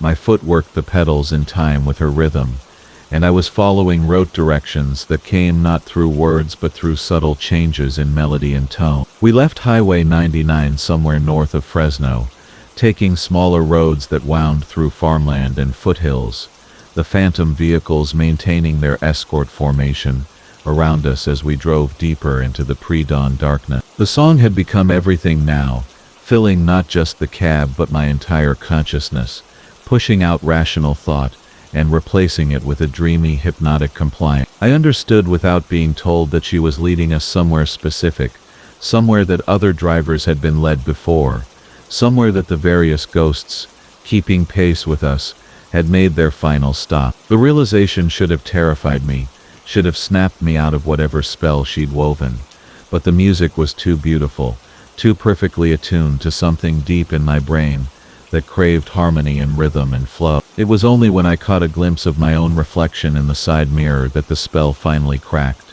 My face looked gaunt and pale, my eyes sunken and glassy, and I could see that my lips were moving slightly, unconsciously trying to join in with her endless song. The sight of myself looking like I was already halfway to becoming another ghost on the highway sent a shock of adrenaline through my system that momentarily broke through the musical trance. I jerked the wheel hard to the right, pulling off onto a gravel shoulder with a spray of stones against the undercarriage, and slammed both feet on the brake pedal. The truck shuddered to a stop with a hiss of air brakes, the sudden silence in the cab so profound it felt like being dunked underwater. The passenger looked at me for the first time since climbing into the cab, those pale green eyes focusing on my face with an expression of mild curiosity, as if she was surprised that I'd been able to resist the pull of her song. "This isn't your stop," she said, her speaking voice carrying the same musical quality as her singing, each word perfectly pitched and timed. "We still have miles to go before we reach the place where voices gather, where all the songs become one song, where drivers learn to sing forever." She smiled then, and I could see that her teeth were too white, too perfect, and far too numerous for any human mouth. "Get out," I managed to say, my voice hoarse and shaking.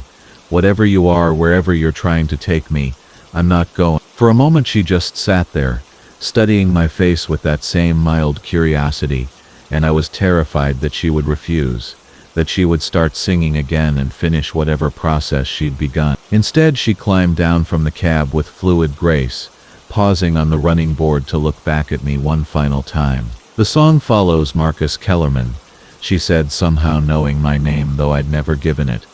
"Every driver hears it eventually. The answering cab, from Marcus Holloway."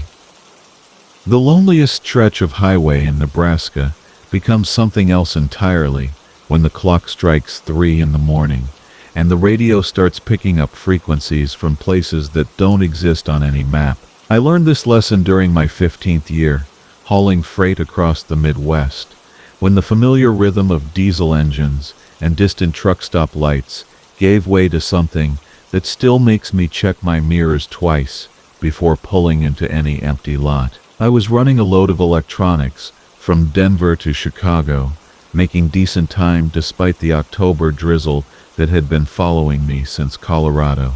My Peterbilt 379 was humming along Interstate 80 like a contented beast, her chrome stacks gleaming under the occasional streetlight. The CB radio crackled with the usual late-night chatter between drivers, discussing weather conditions and DOT checkpoints, the monotonous comfort of voices cutting through the darkness that wrapped around my windshield like black velvet. That's when I first noticed the other truck in my mirrors. Nothing unusual about it at first glance, just another big rig maintaining a respectful distance behind me, headlights steady and professional. But as the miles rolled beneath my wheels and the digital clock on my dashboard crawled toward 3:15, I began to notice something peculiar about my traveling companion. Every time I glanced in my mirror, the cab appeared empty, just two headlights floating in the darkness like disembodied eyes, with no silhouette of a driver visible behind the windshield. Highway hypnosis, I told myself, adjusting my position in the driver's seat and taking a long sip of coffee that had gone cold hours ago. The mind plays tricks during these deep night runs, especially when you've been pushing hard to make a delivery schedule. Rain continued to patter against my windshield in a gentle percussion that should have been soothing, but instead seemed to emphasize the strange isolation of this particular stretch of road. The truck behind me maintained perfect distance, never gaining, never falling back, like a faithful shadow attached to my rear bumper by invisible strings. When I accelerated slightly to test my theory, the mysterious rig matched my speed exactly. When I eased off the throttle, it slowed in perfect synchronization. The precision was unsettling, more precise than any human driver could maintain over such a sustained period. Yet there it was, holding position with mechanical perfection. Curiosity got the better of my caution, and I reached for my CB handset, keying the microphone with a slight tremor in my voice that I hoped wouldn't carry over the airwaves. Eastbound big truck about 2 miles west of mile marker 2047. This is the Pete running ahead of you. You got your ears on, driver. Static filled my cab for several heartbeats before a voice responded, clear and strangely without the usual CB distortion that comes with distance and atmospheric interference. The voice was neither male nor female, but something in between, like multiple people speaking in perfect unison. We hear you fine, eastbound Pete. What's your question? The phrasing struck me as odd, not the typical trucker greeting I'd expected, but I pressed on. Just wondering if you're seeing the same light rain I'm dealing with up here. Visibility's getting a bit tricky. Rain falls at 0.24 inches per hour. Visibility reduced to 1.2 miles. Road surface grip coefficient decreased by 12%. Came the immediate response, delivered in that same emotionless group voice. What's your next question? A chill ran down my spine that had nothing to do with the October weather outside. No driver talks like that, breaking down conditions into precise measurements and percentages. I glanced in my mirror again, and the cab behind me remained as empty as before. Just darkness, where a human being should be sitting. Yet somehow the truck continued its perfect formation behind me. Thanks for the info, driver. That's some pretty detailed weather data you got there. I was fishing now, hoping for something that would make sense of what I was experiencing. What kind of setup you running to get readings like that? Standard equipment sufficient for data collection and response generation, the voice replied without hesitation. Current atmospheric pressure 30.117 inches mercury. Wind speed 4 miles per hour, from northwest. Temperature 42.3 degrees Fahrenheit. What's your next question? Who are you? The silence that followed stretched for nearly a full minute, broken only by the steady drum of rain on my roof and the low rumble of my engine. When the voice finally returned, it seemed to come from everywhere at once, not just through the CB speaker, but somehow filling my entire cab with its strange harmonic quality. We are the questions asked by drivers who never made it home. We are the conversations that echo in empty spaces between the miles. We are the voice that answers when there's no one left to ask. What's your next question? Marcus Holloway. The fact that it knew my name sent ice water through my veins. I hadn't given my name over the radio, hadn't even given my handle. I mashed the accelerator, watching my speedometer climb past 75, then 80, desperate to put distance between myself and whatever was following me. But when I checked my mirrors, the empty cab was still there, matching my increased speed with that same impossible precision, headlights boring into my reflection like searchlights seeking truth. How do you know my name? I whispered into the microphone, my voice barely audible over the increased engine noise. Marcus Holloway, age 47, driving commercial vehicles for 15 years, divorced, no children, next of kin listed as Sister Sarah in Portland, Oregon. We know because we've been waiting for your questions. What's your next question? The highway ahead seemed to stretch into infinity, mile markers flashing past in a blur, while my mysterious companion maintained its ghostly pursuit. I realized with growing horror that I hadn't seen another vehicle for the past 20 miles. No cars or trucks in either direction, as if the road had been cleared specifically for this bizarre encounter. What do you want from me? I managed to ask, though part of me dreaded the answer. Only to answer your questions, Marcus. That's what we do. That's what we've always done. Every question asked on these lonely highways finds its way to us. Eventually. Would you like to ask about Janet? My ex-wife's name hit me like a physical blow. Janet had left me 8 years ago, tired of the long hauls and empty house, tired of being married to someone who was always 1,000 miles away. I hadn't spoken her name aloud in years, had buried those memories under layers of road noise and diesel fumes. Don't, I whispered, but the voice continued anyway. She remarried 3 years ago to a man who comes home every night. They have a daughter now, Emily, aged 2 years and 7 months. Janet is happy, Marcus. She doesn't think about you anymore. Would you like to know more? Tears blurred my vision, as I fought to keep the truck steady on the rain-slicked asphalt. The empty cab behind me seemed to glow with its own pale light now, and I could swear I saw shapes moving in that darkness. Shadows of all the drivers who had asked their questions and received answers they couldn't live with. An exit ramp appeared ahead, blessed salvation in the form of a truck stop, with actual lights and hopefully real human beings. I took the off-ramp at dangerous speed, my trailer swaying as I fought centrifugal force and desperation in equal measure. Behind me, the mysterious truck followed, its headlights painting my mirrors with cold fire. The truck stop was nearly empty, just 2 other rigs parked near the fuel islands, and a scatter of cars around the restaurant. I pulled into the farthest parking spot I could find and shut down my engine, hands shaking as I reached for the door handle. When I looked back, the other truck was gone, vanished as completely as if it had never existed. Inside the restaurant, the night waitress looked up from her magazine with tired eyes. "You okay, honey? You look like you've seen a ghost." I almost laughed at how close to the truth she was. Instead, I ordered coffee and tried to convince myself it had all been highway fatigue and an overactive imagination. But when I returned to my truck an hour later, there was a piece of paper tucked under my windshield wiper, rain-soaked but still legible. In neat mechanical handwriting, it read, "Thank you for your questions, Marcus Holloway. We'll be listening for more." I still drive the same routes, still haul freight across the Midwest's endless highway. But now I keep my CB radio turned off after midnight, and I never look too closely at the trucks that follow behind me in the dark. Because some questions are better left unasked, and some answers are too terrible to hear, even when they come from voices that echo in empty cabs on lonely roads, where the bone rattle express. From Marcus Wheeler. The Cascade Tunnel had been my route for 15 years, threading through the heart of the Washington Mountains, like a concrete artery pumping commerce between Seattle and Spokane. My Peterbilt 379, painted deep burgundy with chrome that caught moonlight like mirrors, had made this passage thousands of times. The tunnel stretched nearly 2.5 miles through solid granite, a marvel of engineering that most drivers took for granted. But that November night, when the first winter storm painted the mountain peaks white and sent fog rolling down the valleys like ghostly fingers, everything changed. I'd been hauling a load of furniture from a warehouse closure in Tacoma.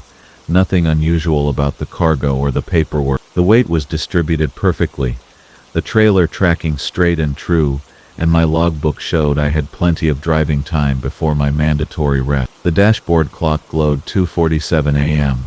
as I approached the tunnel's western mouth, my headlights cutting through the thickening mist that clung to the mountainside like cobwebs. The familiar orange glow of the tunnel's sodium lights beckoned ahead, creating a perfect circle of illumination against the black mountain face. I downshifted, feeling the Jake brake engage with its characteristic rumble as the Peterbilt's speed dropped to match the tunnel's posted limit. The engine settled into its steady rhythm, that comforting diesel heartbeat that had been my companion through countless midnight miles across the American highway. The usual acoustic signature of the enclosed space, that hollow echo of engine noise bouncing off concrete walls, carried an undertone I'd never noticed before. Beneath the familiar sounds of my truck and the gentle whoosh of ventilation fans, there was something else, a subtle rattling, like dried leaves in autumn wind, or perhaps like dice shaken in a leather cup. It was so faint at first that I convinced myself it was just my imagination, maybe fatigue playing tricks with my perception after 12 hours behind the wheel. The tunnel's lights passed overhead in their regular intervals, creating a hypnotic strobe effect that painted the cab in alternating brightness and shadow. My CB radio crackled occasionally with distant chatter from other drivers somewhere out on the interstate, their voices thin and distorted by the mountain's interference. The heater hummed quietly, keeping the November chill at bay, while my coffee cup sat secure in its holder, still warm from my last truck stop 50 miles back. It seemed to come from everywhere and nowhere at once. Not from my truck's mechanical systems, but from the tunnel itself. I rolled down my window slightly, letting the cool tunnel air flow in, thinking perhaps it was some peculiarity of the ventilation system I'd simply never noticed before. The sound became clearer then, more defined, and my blood began to cool as I realized what it reminded me of most. It sounded exactly like bones rattling together, thousands upon thousands of them, creating a percussion that seemed to keep time with my truck's progress through the passage. Dry, hollow bones clicking and clacking in some vast, invisible collection just beyond the concrete walls. I tried to rationalize the sound, telling myself it was probably loose gravel in the ventilation shafts, or maybe expansion joints responding to the temperature differential between the outside air and the tunnel's interior. The halfway point of the tunnel approached, marked by a small alcove where emergency equipment was stored behind locked metal doors. As I passed this landmark, the rattling intensified dramatically, becoming so pronounced that it seemed impossible I'd never heard it before. The sound now appeared to be following my truck, moving along the walls, like some enormous presence keeping pace with my vehicle. I found myself checking my mirrors repeatedly, though there was nothing to see but the endless perspective of lights receding into the tunnel's mouth behind me. My hands tightened on the steering wheel as I tried to maintain steady speed and composure. The rational part of my mind insisted this was nothing more than acoustic phenomena, perhaps some quirk of air pressure or temperature, creating unusual sounds from perfectly ordinary sources. But the primitive part of my brain, the ancient circuitry that had kept my ancestors alive when the world was darker and more dangerous, was screaming warnings that something was fundamentally wrong here. The rattling began to separate into distinct patterns, almost like language or communication.